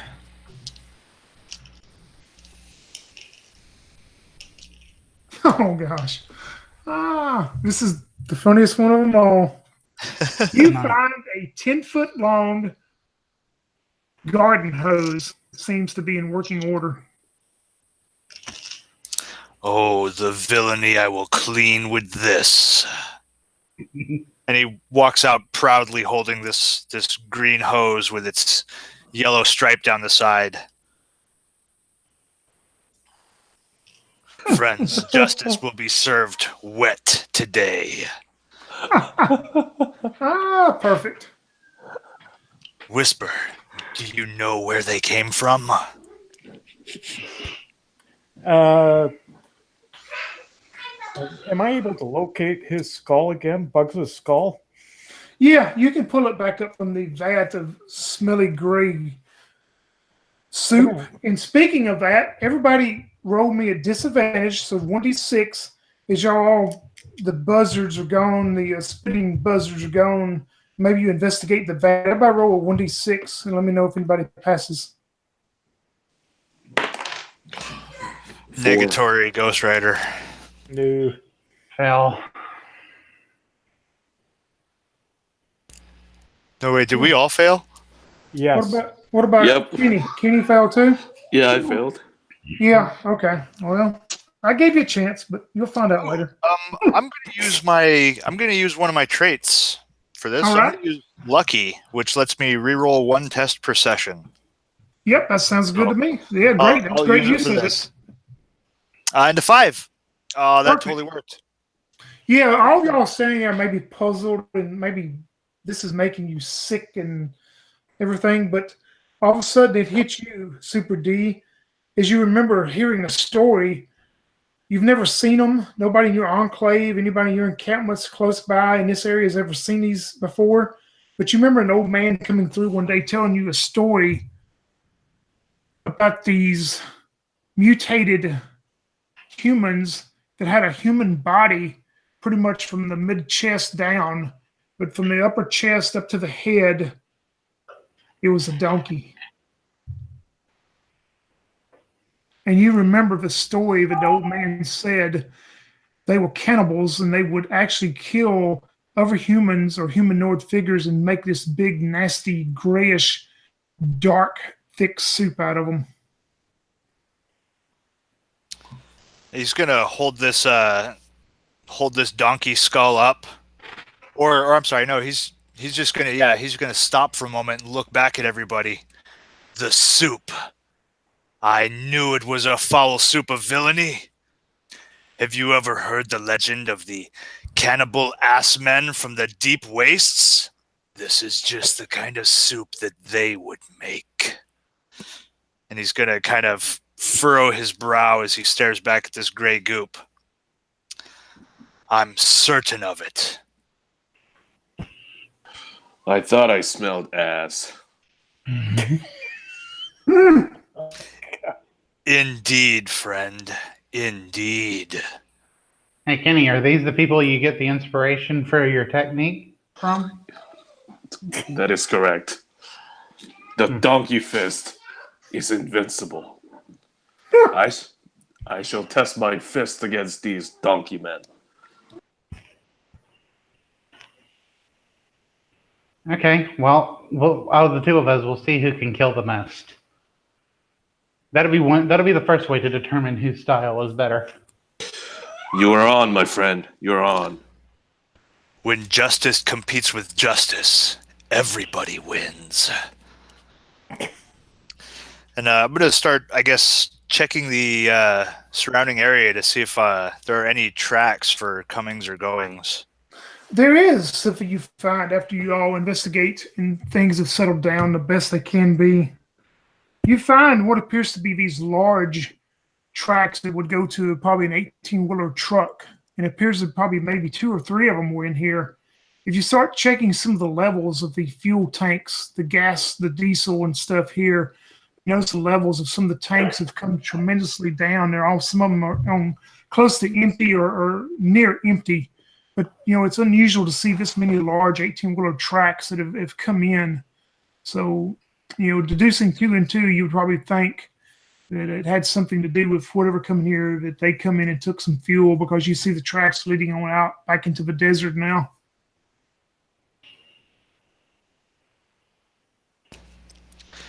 Well, folks, what do you think? Do we hunt them at night, or do we boldly go in there during the day so they can see the face of good? Okara begins to crack her knuckles, and she's like, "Oh, I'm totally ready to go in there right now." And she's just like, preparing herself, cracking her knuckles and her neck and everything, totally ready to let her fist do the talking as usual.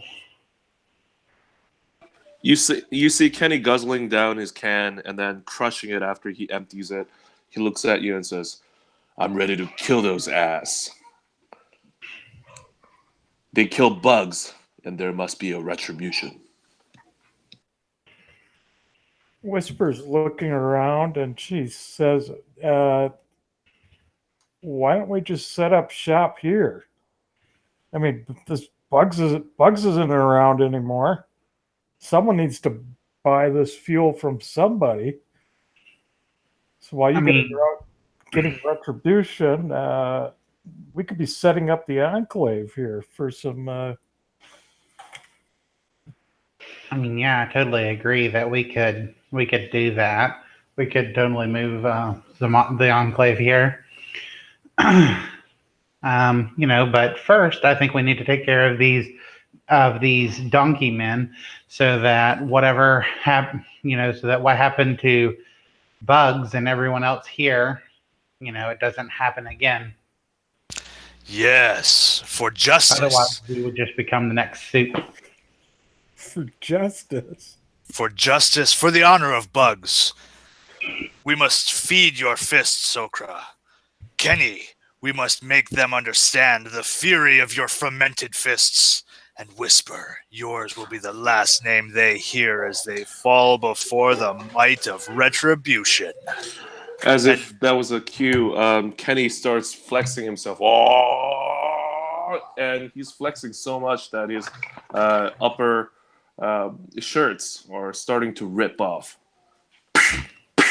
And then he rips off the remaining tattered clothes on top, and now he's bare-chested, just wearing his jeans. "I'm ready to go," he says. Can we at least fill up our truck before we go? Oh, yes. Justice definitely needs a full tank of gas. And I'm going to need another can. And then he takes out another beer. Okara kind of leans in to Whisper and says, like in a low voice, "So is Justice the truck, or like, I still don't get who he's talking about." Yes, and Whisper just looks at you, and you could hear her in your head. She goes, "I think they're both nuts, so I don't know what this justice thing is, but I think we're overlooking a great opportunity here. But hey, let's go with the big guys." Obviously, you weren't as close to Bugs as we were. And again, unless we take care of these donkey men, they're just going to come back and try to do the same thing. Exactly. Better to take care of it now than to have to deal with it some other time. Let them get stronger. Well, Kara's right. They won't be expecting us. They just launched an attack and slaughtered everyone, and they'll probably think that they killed everybody. If we show up, it'll surprise the hell out of them. And Yeah. it will keep our new home safe. A new place to stand vigilant for all of the citizens. In the name of justice. Yeah. Whisper rolls her eyes. It just climbs back up on the back of the truck and sits on top of it. And we'll start cleaning the 50 cal. Before we go, I think I need to go empty the pipes, if you know what I mean. So, Yep, I'm getting to that. Yeah, and perfect. Just to let everybody know, it maybe watches this later. Of course, the players know, but perfect example of playing a tyrant of what you just wanted to do. Whisper about just staying here and taking over. That's perfect. If we had inspiration in this game, you could have it. Woohoo! But yeah, let's take a quick bow break because I need to drain some water too. We'll take about a 5-minute break, come back, and see if we can find the braying donkeys. Excellent. I shall be right back. Yep. Alrighty. Stoically, Super Duper steps off into a corner and unleashes the fury of an empty bladder. Be right back.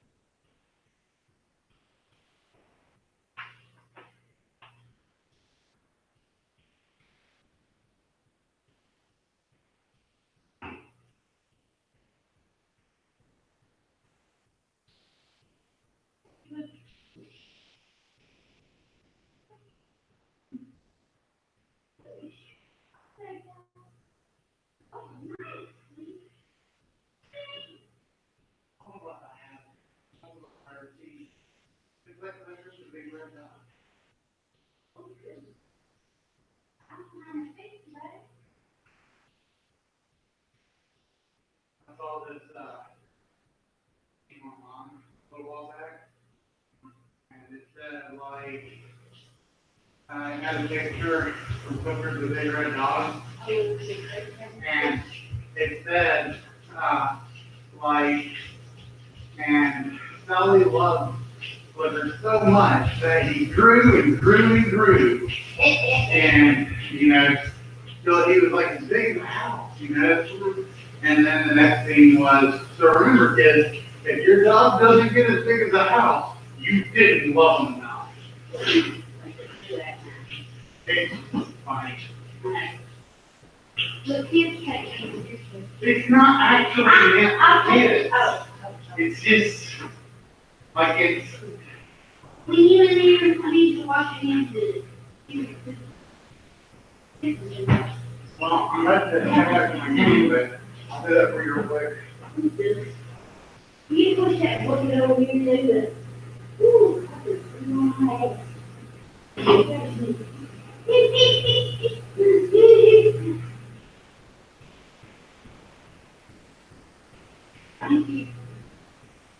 you're not out.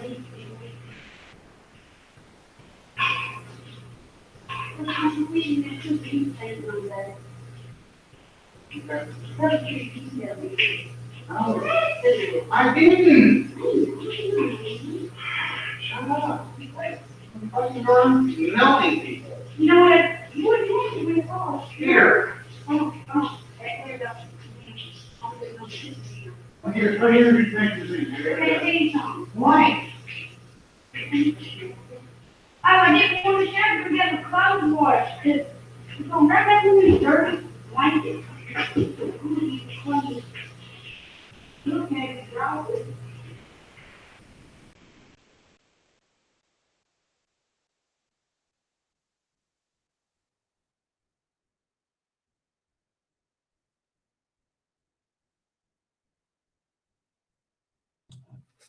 All right, I'm back.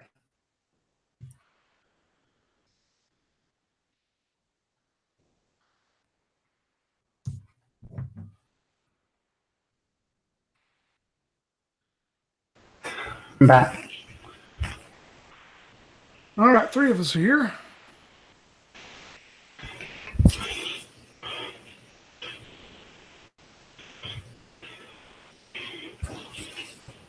Yeah, that was perfect playing, Mike, of a tyrant. That was good.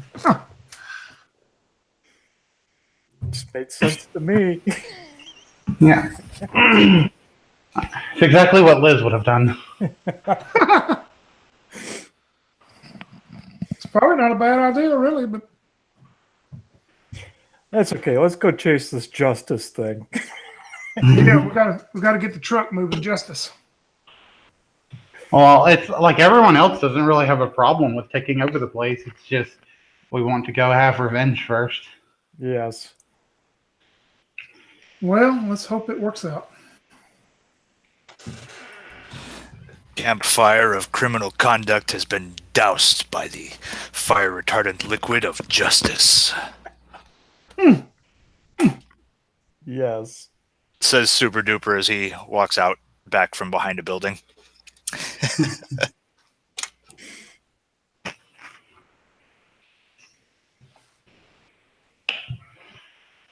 As as Oak Girl walks out from the ladies' room and hears you say that, she kind of whispers under her breath, and everyone always says that I'm an animal because of my tail.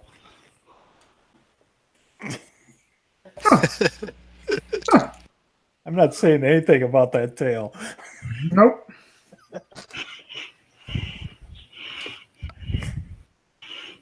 Kenny bravely inquires about the tail. Says, "Where did you get that tail, Okra?" Oh well. Well, it's not an insult. Yeah. She just kind of looks at you like you're dumb, and she's like, I was born with it. Where does one acquire tails? Is there a tail store I'm not aware of? I wouldn't know. It's the first time that I've seen anybody with a tail like that. Yeah, well. You can. I'll invite you to my enclave for dinner sometime. There's several around with tails. I saw you make good use of it before. Hanging on to things. It was pretty useful. Sometimes.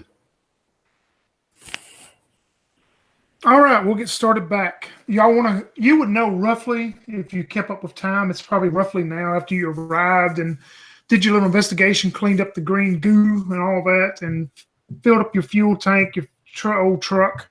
You would know it's probably roughly, we'll say 2:00 in the afternoon. You would know there's roughly 4 hours of daylight left if y'all want to continue out and follow the track. The tracks are going to be pretty easy to follow, of course, with them being large, some type of tanker trucks. Do we know where we're going? You would know the tracks appear to go off further into the wastelands, further into the desert area of it.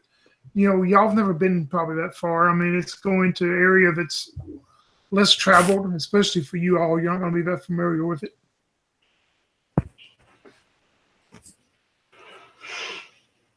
Cool. Yeah, I follow along, waiting for somebody to tell him to stop or to slow up. But he's on a quest of vengeance, or heading towards the location, or getting ready to. Yep, perfect. And like I say, there's some roads that you're able to follow. I mean, the roads are not as good as the one you come in on, but there are some roads leading out this way. And like I say, the tracks are easy to follow once you find them and start leading out. And y'all will travel up until the dark as you start coming into an area of some more sand dunes and more hill areas. And it's the sun's coming down. It appears like it may be a little cloudy tonight, maybe not as clear and as bright as it was the first night of the Rat Patrol, but You can still see fairly decent as you're coming along, but you haven't met anyone or seen anyone so far.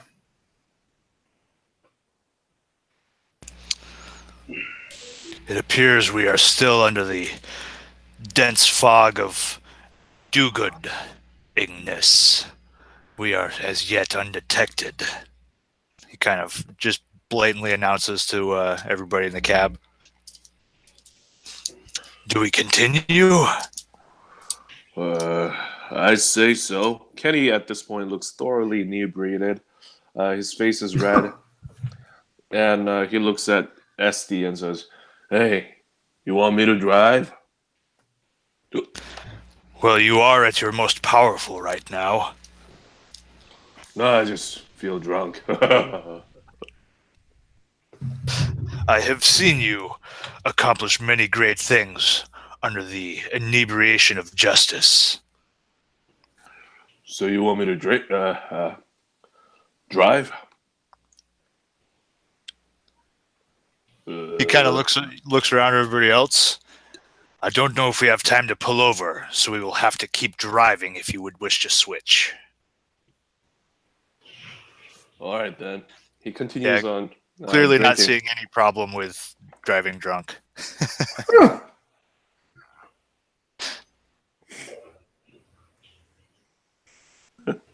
It's survival nowadays.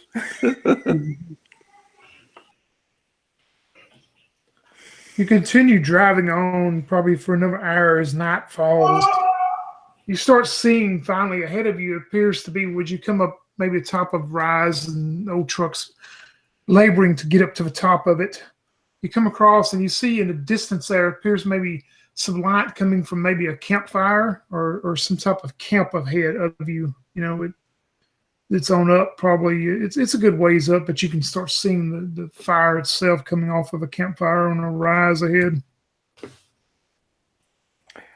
I mind speak to everybody. Can we please try not to blow up the trucks full of precious gasoline? Ah, yes. That is a grand idea. I hadn't given it that much thought. Fuel is life, and fuel is beer. You won't see me blowing it up.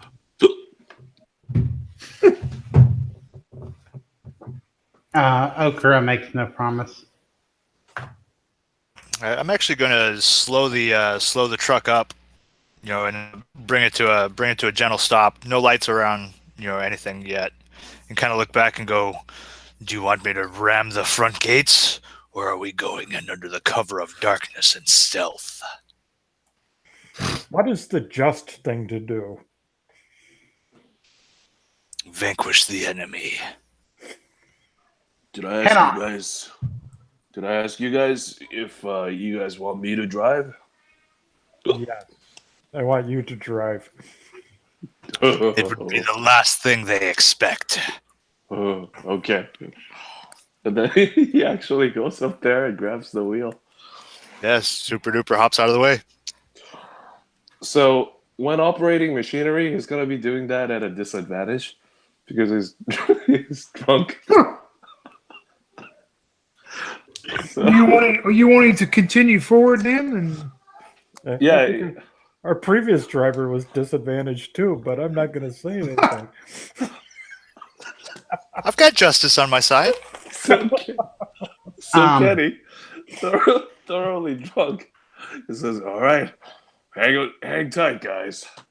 Okara is going to get in a position so that as soon as the truck stops or crashes or whatever, she can jump out using the momentum of that whatever happens.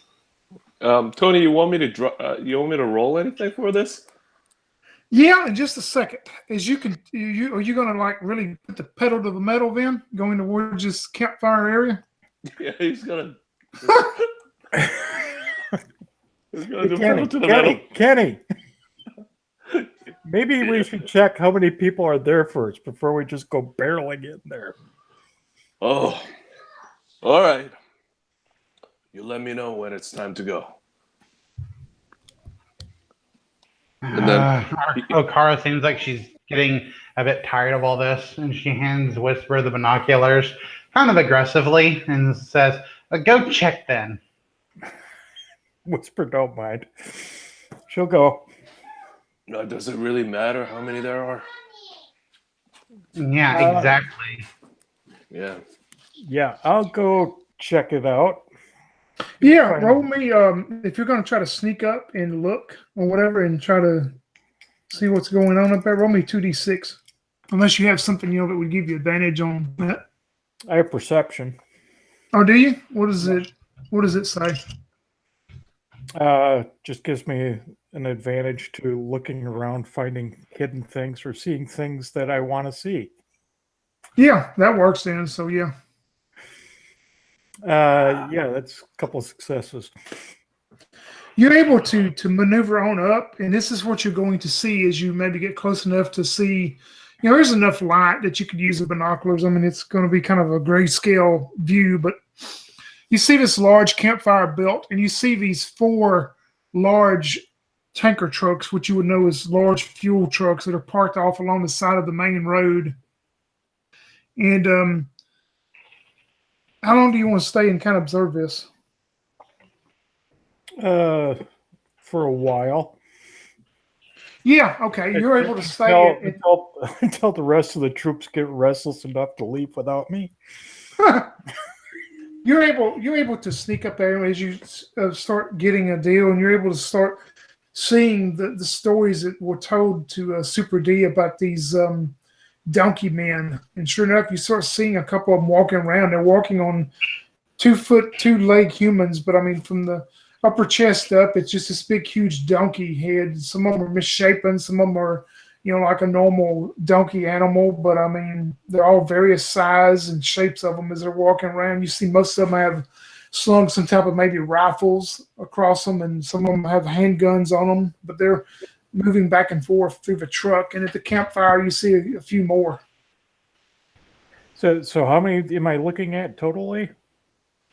Roman number advantage 3d6. No. You count so far. You're going to count and see 4. Is what you see. 4? Yep, Okay. 4. I will mind speak this. I'll look back at the truck and mind speak this to my comrades. Sounds like a fair fight. Clearly, they are unprepared. I just realized maybe having you guys in the car is not such a great idea.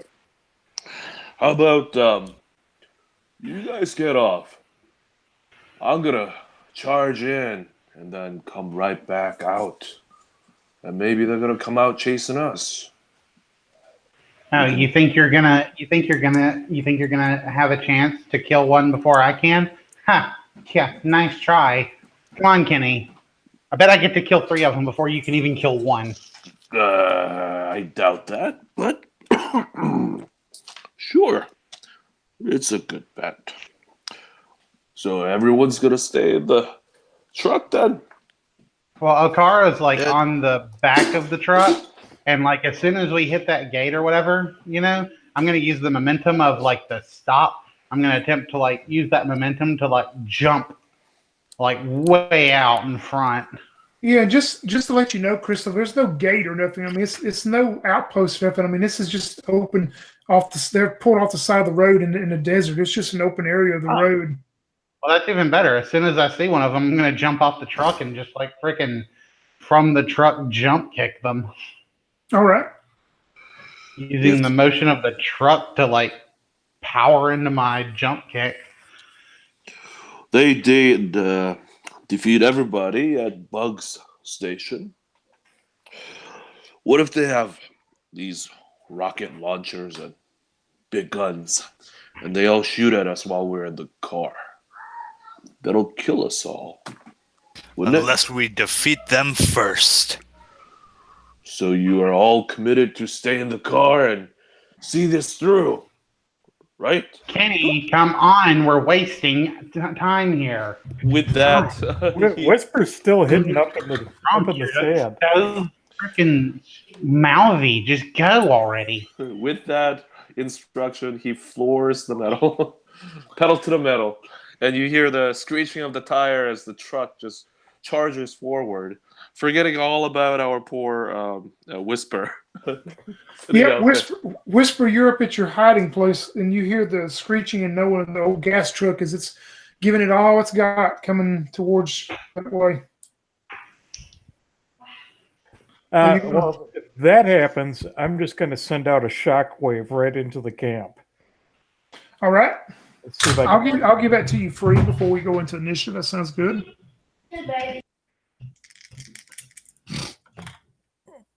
Yeah, that's a success on the first one, and a failure on the second one. So that's 1.2, the 4 I can see. Yeah, and you see them all maybe grab their ears and their human hands over their donkey ears and shake and stuff for just a moment, and then they start talking and braying and stuff that you can't understand what they're saying, and they start moving around. But as you start moving around, you see 3 more appear that you didn't see at first. So now you have 7 of them there. I will look at the truck and mind speak it to them that there's 7 now. And they appear to be like, unslinging their arms and bringing down. You can notice that some of them have these old like bolt action rifles, and you see some of them armed with, so it appears to be some kind of submachine guns.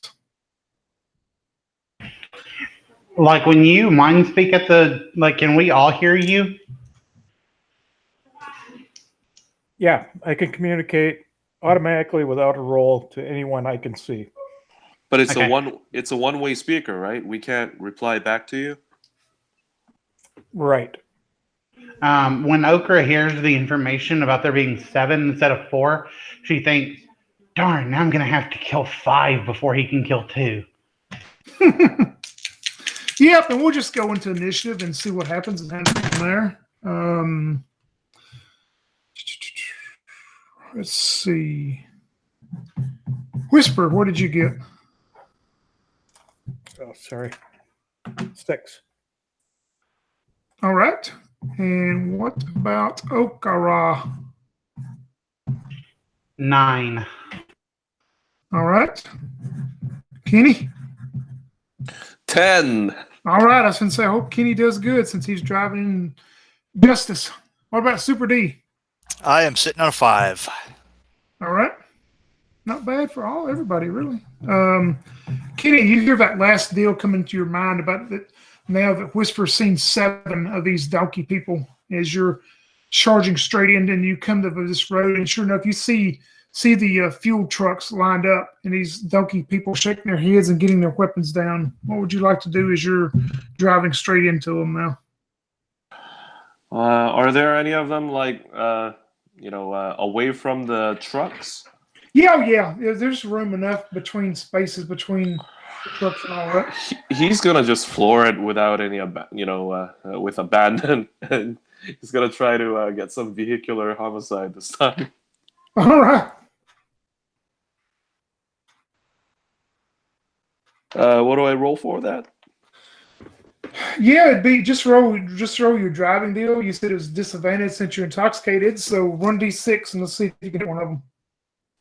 It's like, I see them donkey over there, and I get 1. Oh no.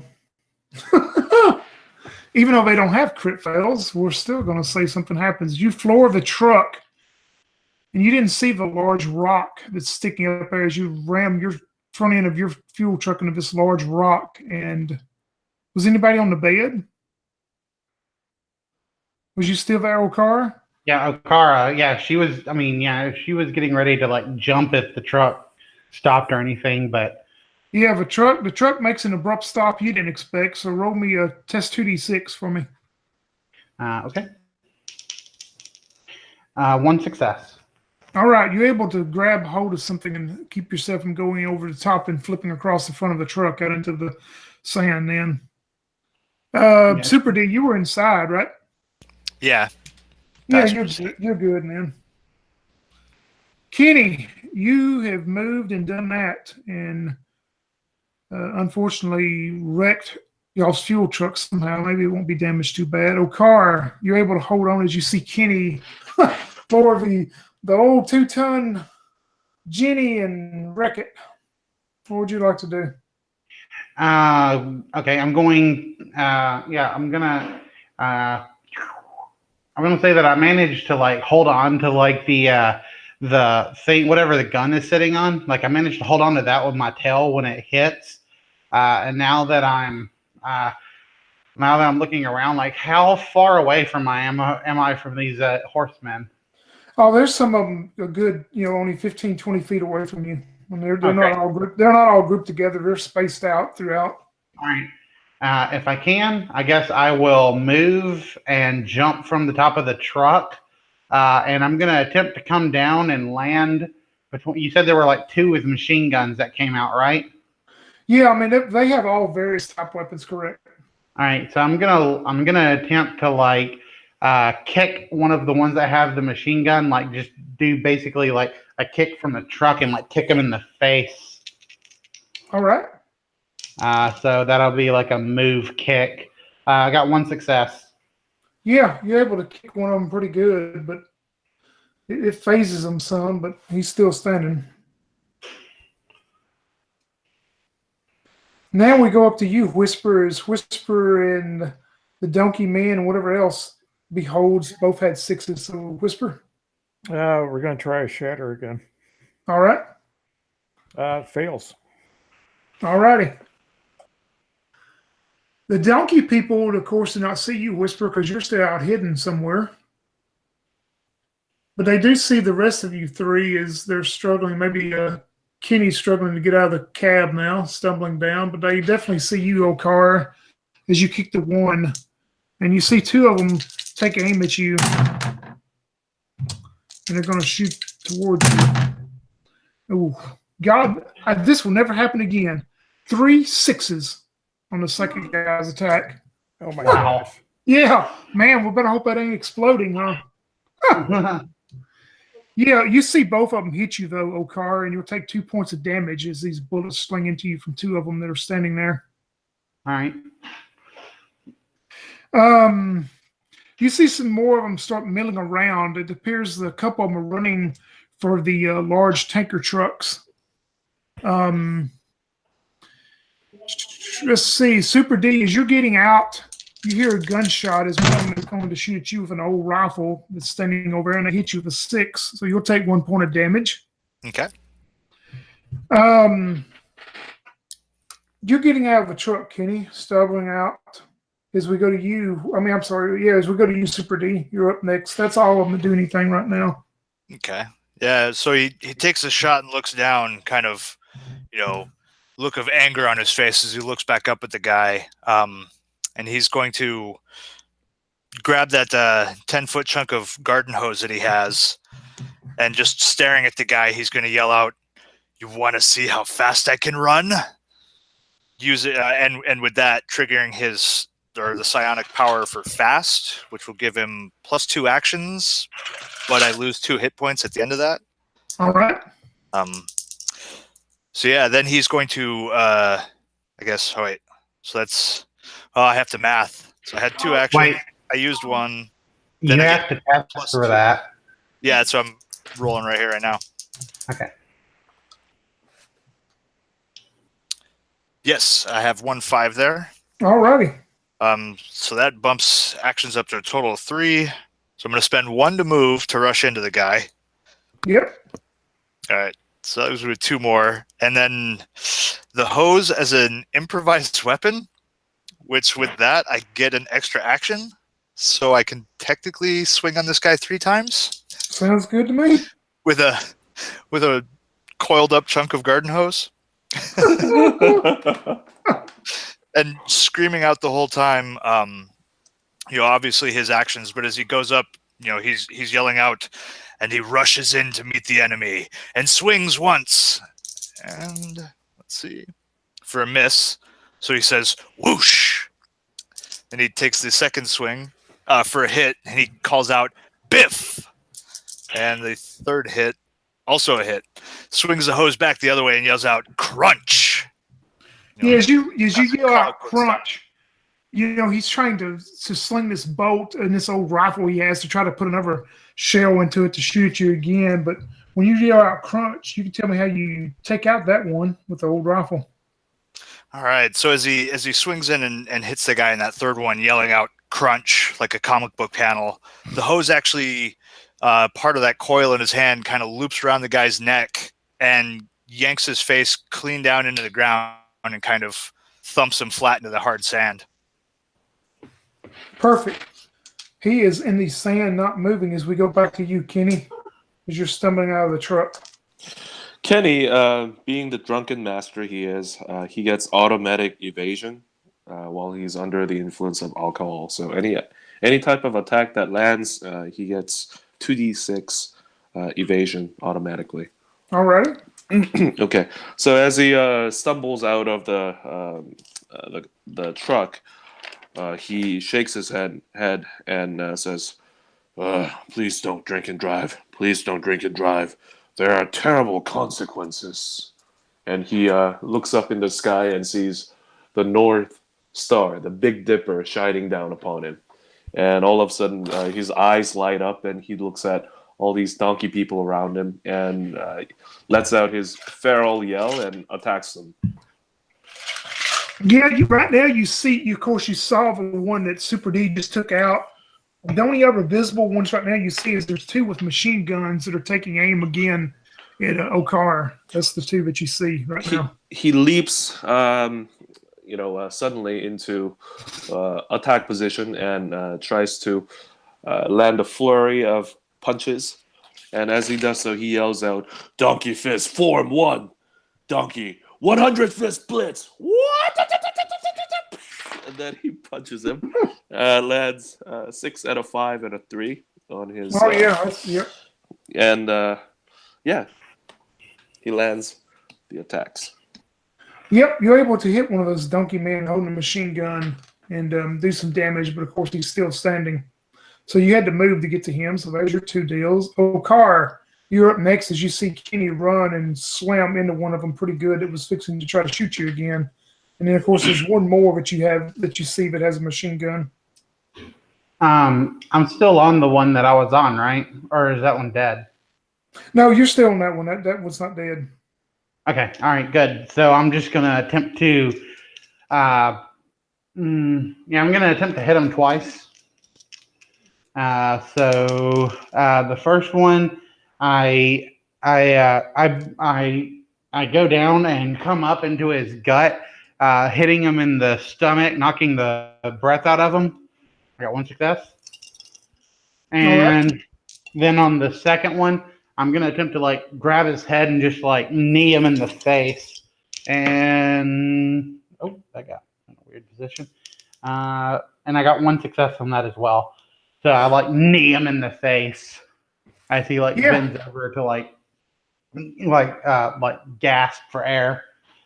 Yeah, you definitely do some damage to him. He's walking around not looking too good now, but he is still up. As we go to them and Whisper.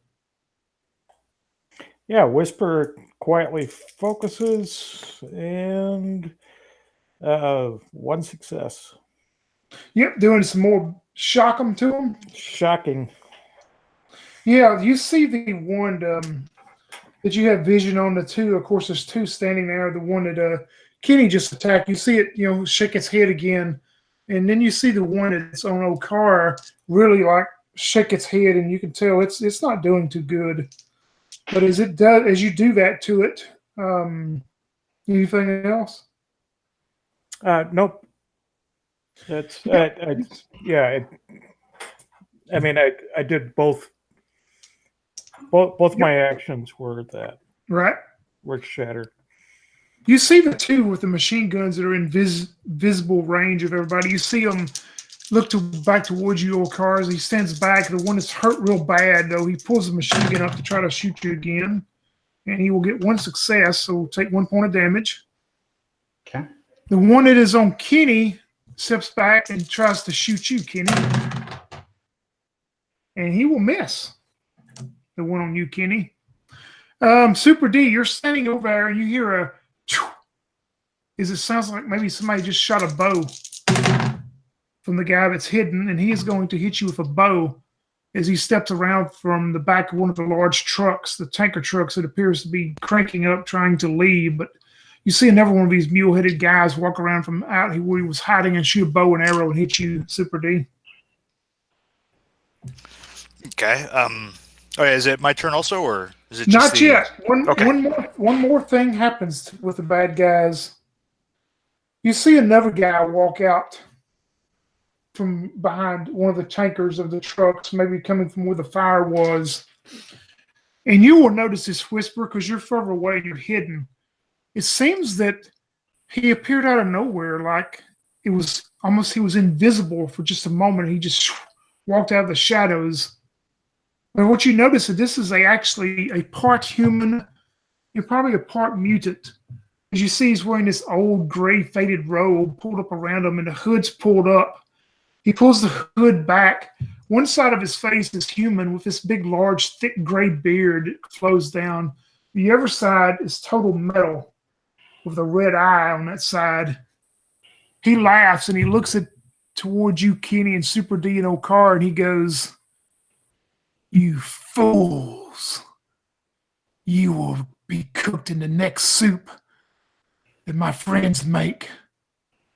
Then he looks towards you, O'Carr, and he goes, "I'm going to cut that tail off of you and stuff it down your throat." As he walks towards you. Bad move. Super D. That's all this guy does right now. Super D, it's up to you. All right. So yeah, he looks down at this arrow and sees these, bullet wounds and other things, and yanks the arrow out. And then using one of his superpower magic words, aka psionic ability, he calls out, "I'm all better now," which is the heal ability. Alrighty. So it could heal me for 2 hit points, which I desperately need. Perfect. And I did roll a 6. All right. Bumps me back up to 3. And then he's going to look towards the guy that shot him with the bow and just start laughing and charge at him, using the second action. Yeah, you can do it. He's about 20 foot away, we'll say. Okay, yeah, so he's just going to full-on barrel charge at him, leaving the rope behind, or the hose behind, still coiled on that guy's neck, and yelling out the whole time, "Super speed run!" Yep, you can move up to him and attack him next round. So we jump back to you, Kenny. We're seeing all this going on now. Previously, when we left off, Kenny was landing a flurry of blows. His fists were moving so fast, it was very difficult for you to actually see his fists. But now, all of a sudden, as the scene changes, you see him kick with flurry of kicks, and it's very hard to track his feet as he's kicking this same machine gun toting donkey. And he gets 6 and 2 2s. Yep, you hit him. And he's going to use another action to attack the same guy. And he's still doing thing. And he rolls another 6. Yeah, tell me how you finish this one off, then, the one that you're facing. And then as he switches over back to his punches, he goes and stops for a very brief moment before reeling back and landing another square punch in the face. He goes, "Watch out!" And for a moment, the donkey looks puzzled. And again, just as before, the same thing that happened to that rat mutant, his face starts to deform as blood pressure builds up. It starts to inflate and finally explode in a gigantic explosion of blood. All right, that one is down as you're taking care of that one. So we jump to you, O'Carr, as you've seen this man come out of the shadows. It's half human face, half mutant metal face, and he has said those things to you. Plus, you had the one machine gunner that's close to you too. What would you like to do? He's about this guy's roughly 30 feet, we'll say, from you. Okay, I have a quick question. So if I use fast, does that count as an action? Or do I Um, test for fast and then I get 3 actions? You got to Because test. if Yeah, fast is an action, it just seems kind of lame. yeah, you have to test first, and if you're successful, then you get to actually use it. Because I'm on that But page right now. is it an action though to use it? Yeah, I would think without reading everything, I would think since you're actually making a test, I would think it would be. Okay. So you use an action, and then you get to do 3 actions total after that. Yep, that's the way I'm going to, without going through reading a bunch of stuff right now, I'm going to say that because you're having to make a test and you're trying to use your biomancy. All right. Yeah, I guess that makes sense. Okay. All right. I'm going to attempt to test fast real quick. All right. I got a success. All right. So when I hear this guy say this, I get into a stance and I yell, Kaioken! And this red energy just burst up around my body, and you just feel this wave of energy just explode off of me. And I'm gonna attempt to like do like a roundhouse kick and kick this goat man into the metal man. Well, now you talking about the guy with the machine gun that's been attacking you? Yeah. Yeah, they're 30 feet apart, probably roughly. Okay, well, I'm just gonna attempt to roundhouse kick him real quick so I can finish him off. Yep, that sounds good. 1 success. All right. Does that finish him off? No, he's almost there, but he's hurt bad. All right. Well, as I jump up to roundhouse kick him, this horse guy goes, "Kaya what?" And then I'm gonna land, and I have 2 actions left now. So I'm gonna quickly, let's see, do a, what was it?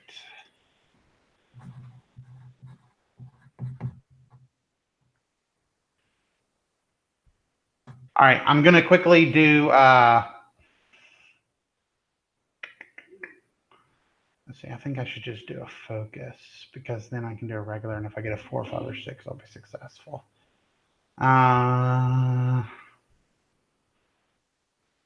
What's better, an advantage or a 4, 5, 6? I'm trying to figure out.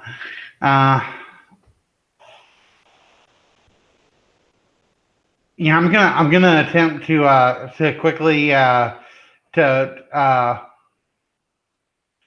I'm just gonna like focus my all of my strength, all of the energy that I've built up towards my hands as I look at this guy and start doing Ka me ha me, and then as my last action, I'll shoot my Kamehameha at him.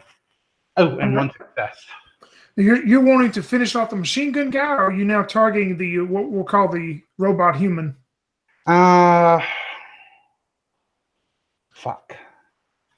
Your choice. Kamehameha that guy.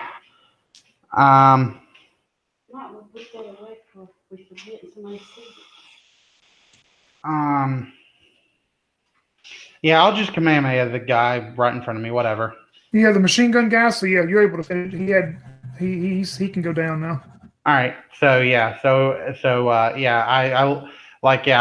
I blast him with my Kaioken Kamehameha, and his body is just burst into nothing. Like he's just not there anymore. He's just a smoking mess.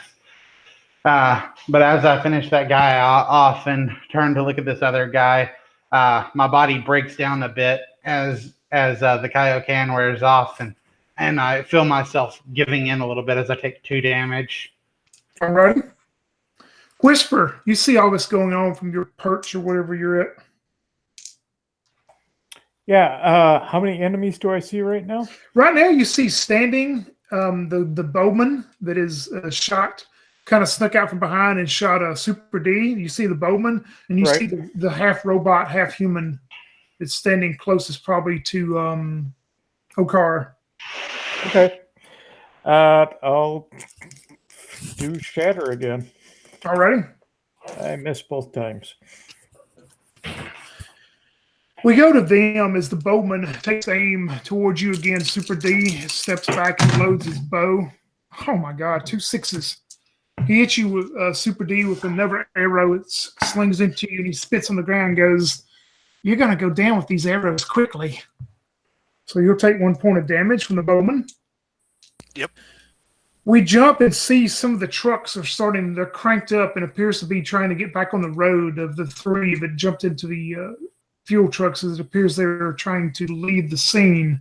But you see the half robot, half human looking towards you, Kenny, and looking towards you, Okar, and he crosses his arms and he goes, "You're not going to be swinging from no more trees with that tail after I cut it off." And I need both of y'all to make me a just standard test, 2d6. Will I make it? All right. I got 1 success, I believe. Yeah, 1 success. Yeah, Same here. you feel this wave of energy that just comes over both of y'all. It's just like a blast of invisible energy that hits both of y'all, but y'all are able to shrug it off. So Super D, we go up to you. All right. So as running up towards the bowman and seeing the trucks throttling up behind him, he's just gonna hold out his finger gun and point it at the guy and yell bang. But I actually want to shoot the bow, or quote shoot. This is the psionic ability bioorganic shock from Yep. biomancy. It's his finger gun. But yeah, I want to try and shoot the bow and run straight past him towards the truck. That sounds good. All right, so it's 1 success. Yeah, you're able to shoot the bow and it cracks and shatters in all kind of different pieces on the ground. Yeah, and then as he runs by, he's calling out, and our hero, using his mighty finger gun, broke his foul opponent's bow as he shot right past the person who caused him no threat. We jump back up to you, evidently, Kenny. Kenny looks at the big guy and says, "You think you're tough? Donkey Fist is invincible." And then he walks up to him and starts attacking. All right, yeah, I can say you'd have to use the movement to get to him for sure, so that's good. You use the movement and can attack once. He actually, I'm going to do some fancy moving. He's going to jump up in the air and leap across, do some spin, and land right in front of him. Okay. And as soon as he does so, he's going to try to land a palm strike right against his chest. And let's see. Whoa, 2 6s. All right. Yeah, you hit into him and maybe hit into the human side of his face and his jaw. Of course, you can't see what the thick beard he has, but he just looks at you now with the red robot eye or the red mechanical eye and stands there looking at you. Okar.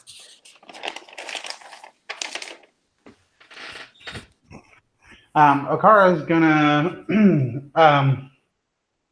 she's gonna take this time, she's let this guy talk and everything, so she's already knows she's about to kill him. So but she's pretty badly injured, so she's gonna use this technique that one of her mentors, this lady who was kind of the healer of the village. She had bright pink hair and taught her to use her ki to form jutsu. And she's going to first take time to draw in all of her ki that she can. I'm going to test to enhance. All right. Using my biomancy. 1 success. All righty. And as I do this, I then start to make all these weird gestures with my fingers, and I'm going to attempt to do a heal. And if successful, I get 2 hit points, but I get to test with advantage due to enhance. Right. Okay. Fail, and what's this one? Success! Yay! So All right. that was a 6. I got a 3-3, and then the other one rolled off in the shadow. I couldn't see it. Perfect. All right. So, yeah. So as I do this, I say healing jutsu, and some of these bullet wounds that I had received earlier just like start to close themselves as I bring myself back up 2 points of health. All right. Sounds good to me. Whisper, you're still in hiding, I guess. I'm going to attempt to hurl one of the corpses into the windshield of the lead truck. Okay.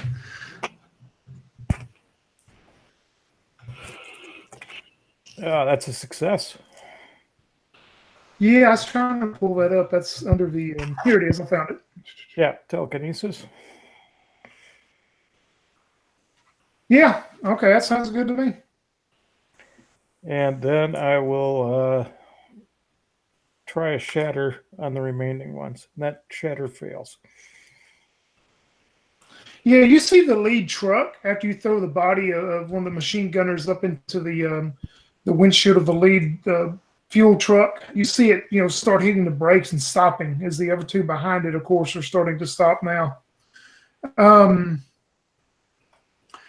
You see the boatman running and chasing after you, Super D, and he runs and grabs you and tries to tackle you down to the ground, but you're able to move away from him as he rolled 2 1s.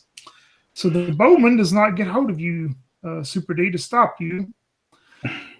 You see the human robot guy as you're standing there next to him, Kenny. You see him open his mouth, and you see all these metal teeth that are lined. Instead of human teeth, they're all metal teeth.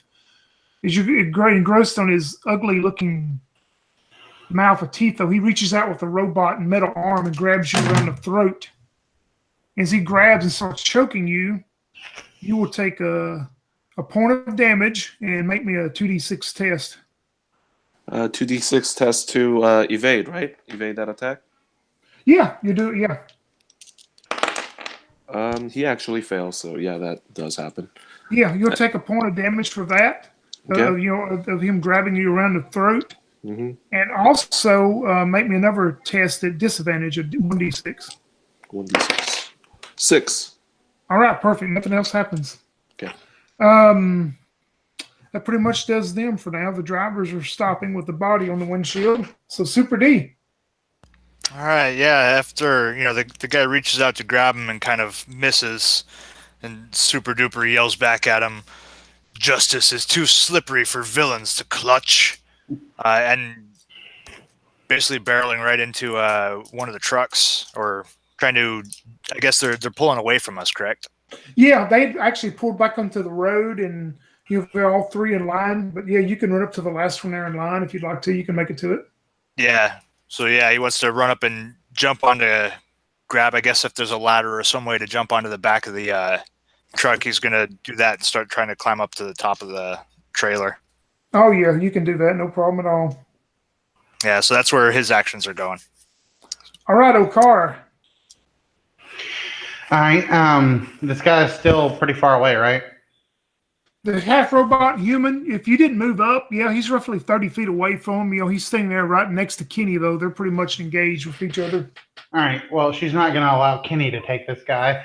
So she's going to move up, and then she's going to attempt to punch him in the face. All righty.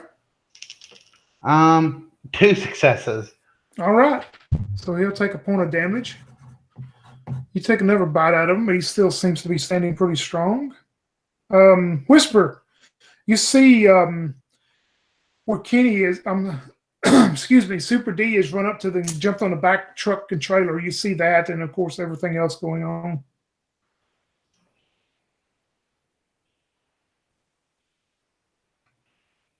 You're muted, Mike.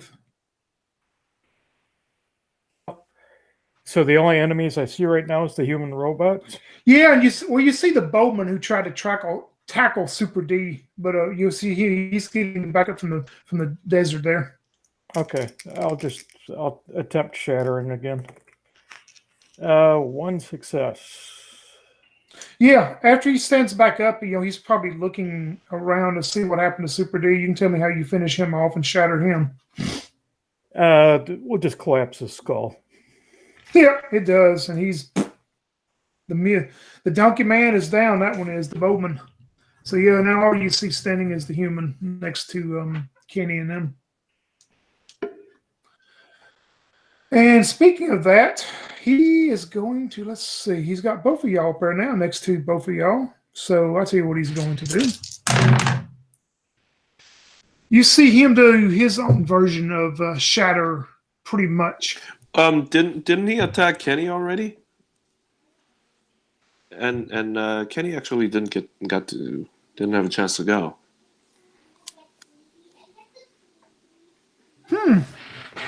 Yeah, if I did that, I thought we wouldn't, because Whisper just went, and they go on the same turn as Whisper. But if I missed something, go right ahead. Go ahead, Kenny. Yeah, he's gonna attack twice.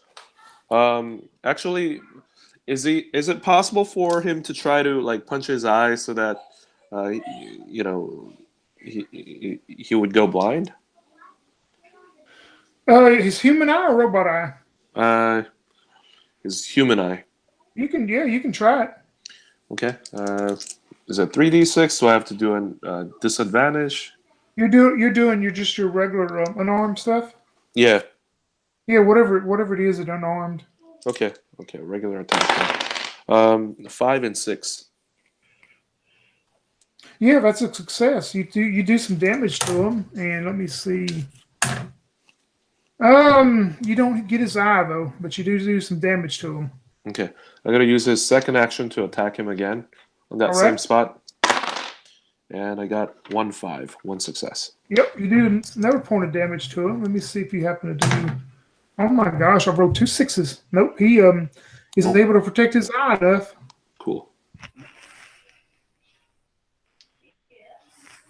Oh, Cara, you moved up to him and stuff, so go ahead. We'll just start at the top again. It's fine. If I messed up somewhere. Oh, Cara, you're up next. Okay. I'm just gonna like grab him and attempt to head bash him. Basically. All right. I fail, so I don't do my head bash correctly. So instead, I'll attempt to knee him in the groins. All right. 2 successes. So I hit both his testicles. Yeah, and you see him, the human part of him, let out a oomph as he evidently does have human testicles as he starts to go down to the ground. And of course, he's still standing, but you hit him pretty good. Whisper, what would you like to do? I'm going to attempt to blast the robot human. All right. That's a success for the first one, and we'll do a blast for the second one, and that's a miss. All righty. So it's 1 point.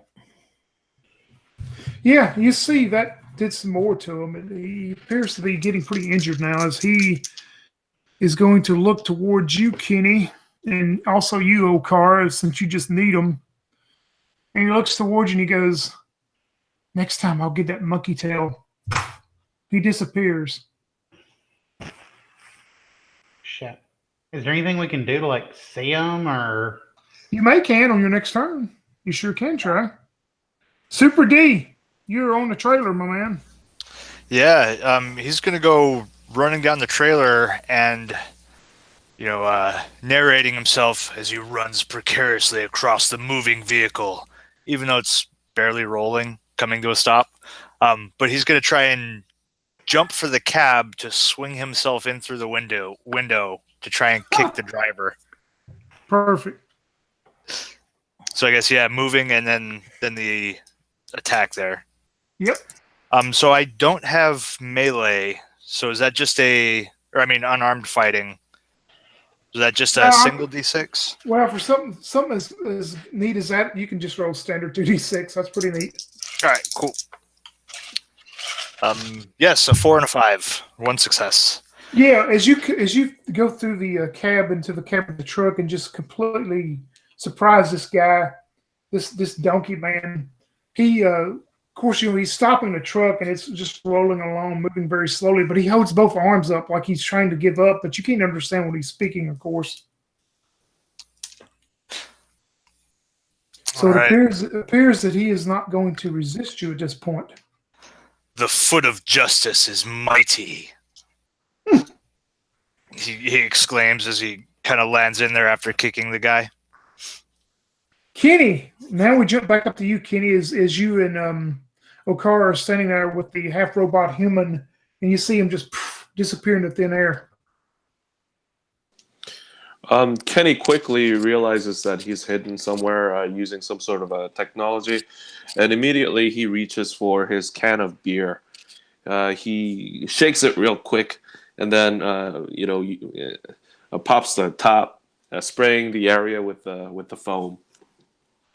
It's funny that you should say that because my first thought was to like grab a bunch of sand and just like as much as I can, just like spread it through the area.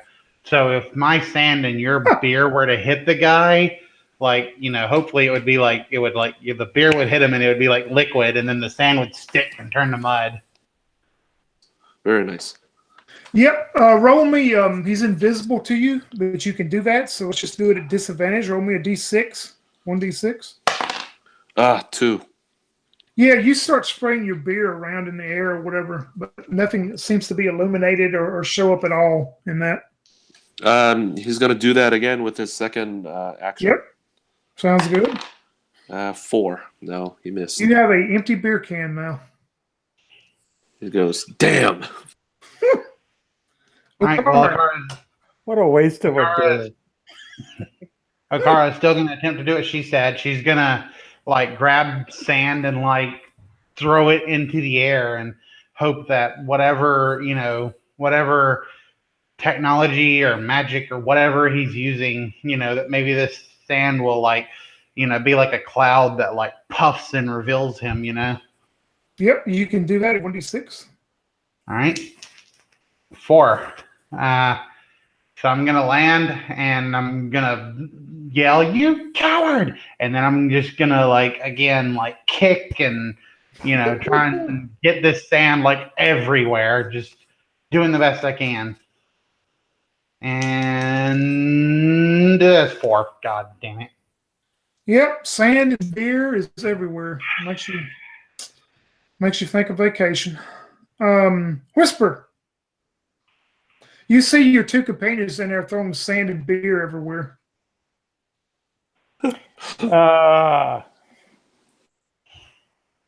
I know this. I'm going to. Okay, here's a question. All right. Can I use, under telepathy, can I use unmake on a person I can't see? Let me get to that real quick.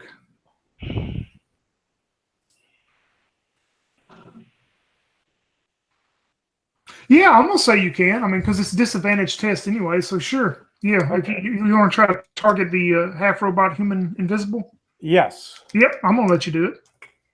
That's a success. All right. We'll see if it has any effect on them. Okie doke. Anything else that you want to do, or? No. I like sitting tight here.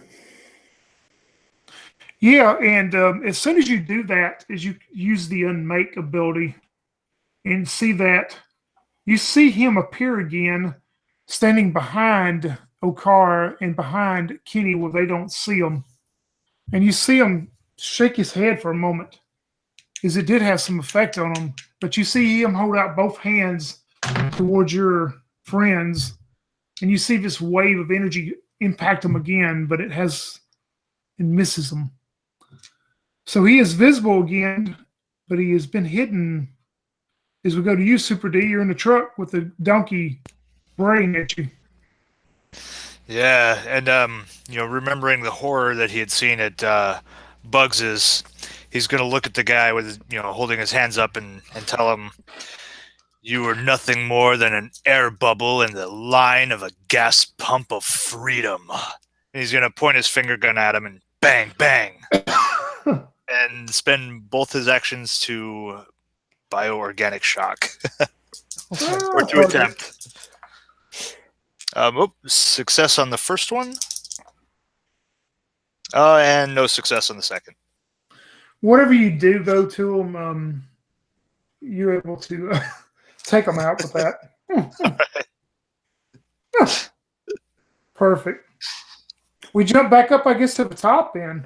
Is you're in control of the last truck in line there, Super D, but we jump back to you, Kenny, as you feel this wave of energy blast from behind you, but you're able to somehow be out of the way. So Kenny whips around, and he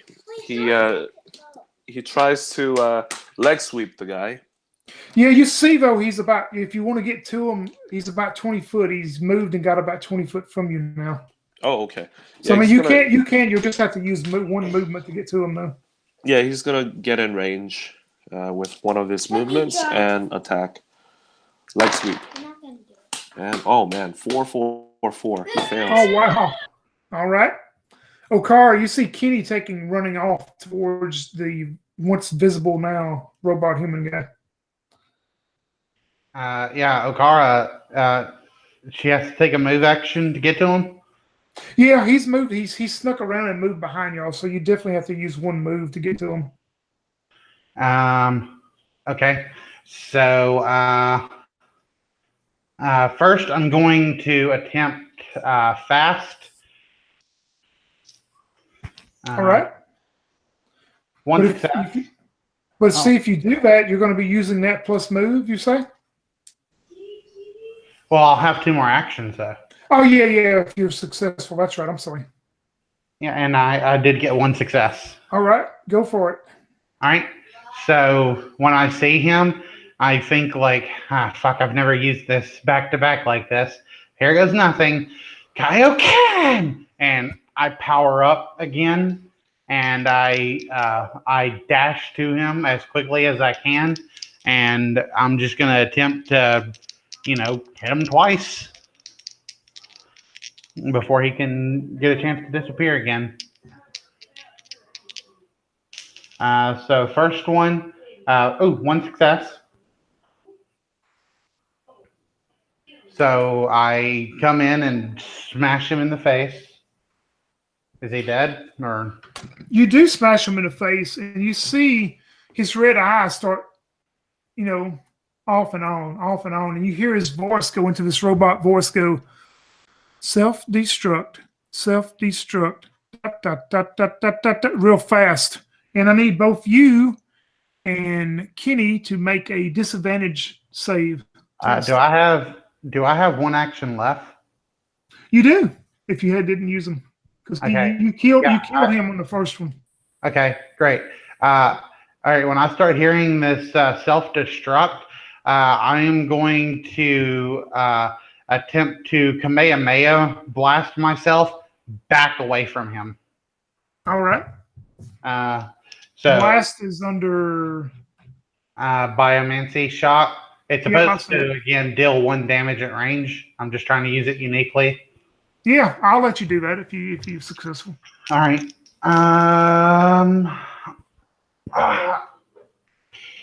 1 success. Yep, you're able to blast yourself, hopefully out of the range. You hope. All right. So yeah. So as soon as I start hearing like self-destruct, it Kamehameha, right at his face, and just. So what you're able to do, moving out of the way, I'm going to say, Okara, you can make a save 2d6. Kenny, you make yours at 1d6 as you're standing around next to him. 5. All perfect. 1 success for me as well.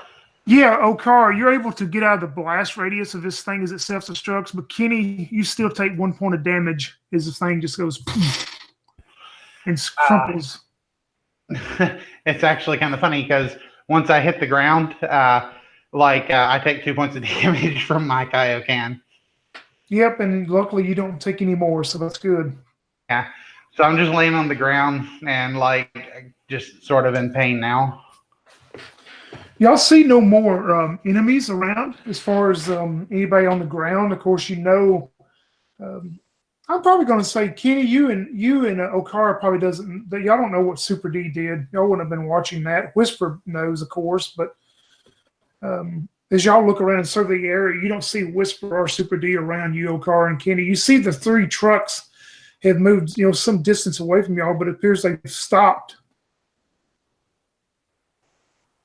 But there are no enemies on the ground in front of y'all now.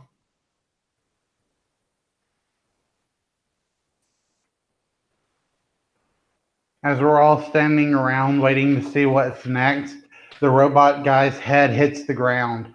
The eye still red, and it says, "Seriously, Kiowa," and it shuts down.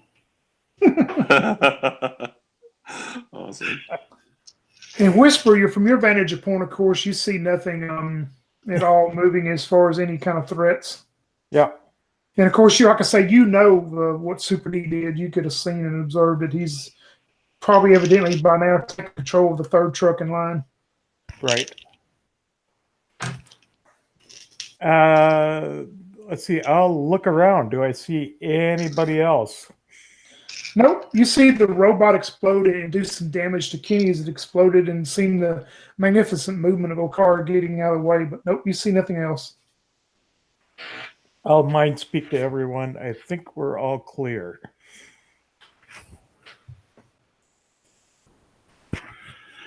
Kenny gets up from the ground and dusts himself and says, "Bugs, that was for you."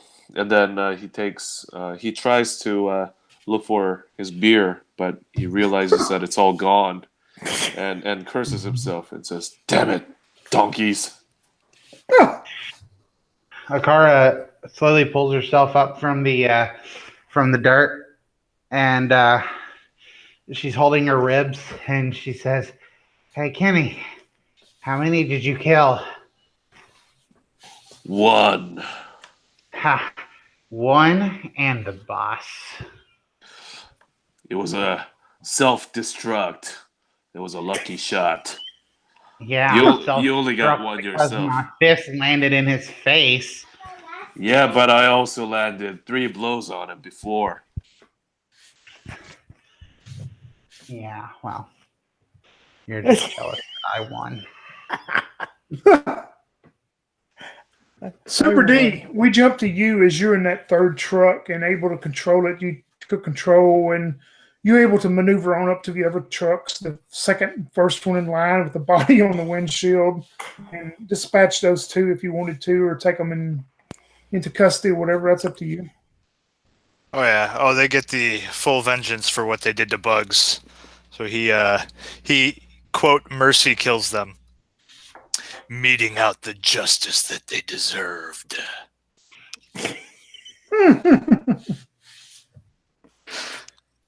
Everything is quiet. Y'all have cleaned up the donkey man and the half robot, evidently, and you secured the 3 large fuel trucks. You go and look at the old truck of y'all's that Kenny run off, and reading some of those manuals that you took from the Rat Patrol, you're able to get your old truck in working order enough to take it back. So there's 4 of you, and there's 4 trucks? Yep. I think we should bring this back to Bugs's place. Oh yeah, for sure. I agree. Or should I say Whisper's place? Say, Whisper, are these the ones that killed Bugs? Yes. What I about believe that they one? are.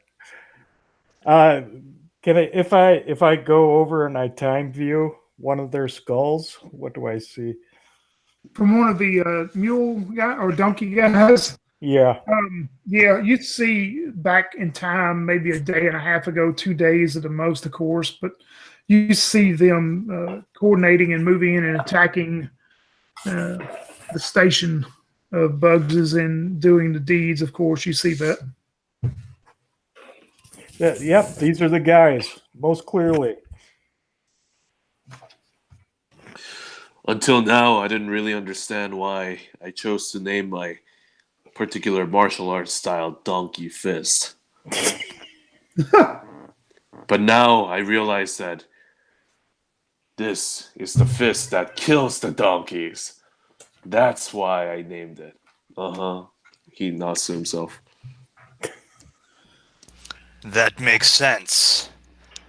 But oh, sorry, go ahead. Yeah, your fist may be the one that your fist may be able to kill donkeys, but tigers can always take fist out. Alluding to my wushu way of the tiger. You two are mighty proud of yourselves for having lost your own competition. I believe my count was up to 4 for justice. Kenny, normally with his eyebrows that are furrowed, all of a sudden his thick eyebrows shoot up and his mouth opens and says, "Damn." That's all he says. Yeah, you cheated. You didn't use all martial arts. I used the superpowers that the tingly clouds gave me. Exactly. And he kind of stands there holding himself up nice and straight, puts his hands on his hips, and uses an arm to flutter his cape behind him. For justice. Yeah, well, these guys are complimenting each other. I'm gonna attempt to mind speak back to the Enclave to tell them that the fuel fortress is wide open. We need to secure it, and we have 4 large trucks, 4 trucks full of fuel. So we might need to get some people over there before we. Yeah, and you're able to do that, Whisper, to get it back to them.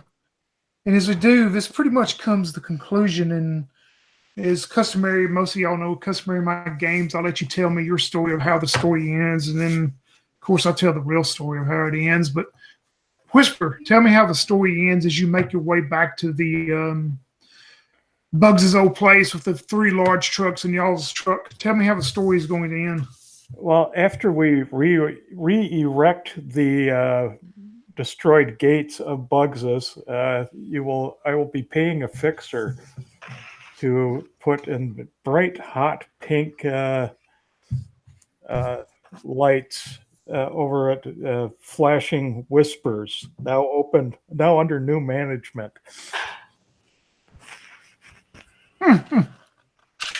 Okar, you make it back to Bugs's the new place now. How's the story going to end? I mean, Okara is gonna continue to train and get stronger. That's what she does. And one day, as she's fighting this particularly powerful enemy, she watches as this enemy kills a friend right in front of her, and this anger that she's in, frustration and hopelessness that she's never felt before just seems to rip her soul in half, and she screams this loud, gut-wrenching scream as this golden energy just pops up around her, and her hair goes spiky and begins to glow, and the once black eyes turn green, and she discovers this huge source of power she never had before. Kenny, how's it going to end? Kenny mopes around the new home, his new home, which used to be at Bugs, and he refurbishes one of the rooms to make it into a bar. And he opens the place up and cleans the place up real nice, and caters to people that actually pull into that station henceforth. And eventually, while he's serving the drinks and taking a few sips here and there, one day he meets a woman named Julia, which is different from Juliana, and says, "Yeah, I suppose I just needed to get over it." That's the end for him. What about Super D? How's it going to end, my man? All right. His final comic book panel has him sitting on top of one of the tanks, crouched over, scanning out over the city. And he's kind of muttering to himself. Maybe it echoes down to the people in the, in Whisper's pump station. And he says, "As the sun sets, our hero scans over the fair city and the civilians and innocents lying beneath. They sleep well in the thought that watching over them is the super and the duper." That's sweet. And That's him great. silhouetted against the sun. Ending's good, one and all, but now it's my turn to tell you how it's going to end. First off, adventure known as Fire Station Donkey was played using Tiny Wastelands by Alan Barr of Gallanite Games. We also have Tiny Frontiers and Tiny Dungeons and several other games on Gallanite Games. But the story is going to end this way as we go maybe a couple weeks into the future after all the station is set back up, the new station. And the first thing you hear is this beep, beep, beep, beep. Then you hear the low noise coming in the background of some music being played. And several thousands of years before, if you lived then in the 80s, the 1980s, the 1990s, you would hear and recognize this song coming from the group known as the Cult, Firewoman. You hear it being played in the background. We go over to a desk as we see this radar, this old-fashioned radar with its beep, beep, beep, beep, beep, blips and beeps. The person looking at it is this beautiful human with this flowing red hair cascading down her back. She looks down at it and she goes, "Yes. They appear to be setting the place up, doesn't it, General?" We go and cascade back up to the person sitting next to her, and we see the half-human face, but it's clean-shaven on the side of it instead of a beard, the robot face on the other side, and goes, "Yes, Master. They will never know what hit them, will they?" She says, "No. This time, don't try to save any of it at all. Are you sure the donkey man can do this?" Yes, we've trained him well." As we cascade out into the ground area of this large mountainous region of where they are hidden at their base, this is what we see taking off from the ground. And on the side of this, you see the words Fire Station Donkey on the side of it.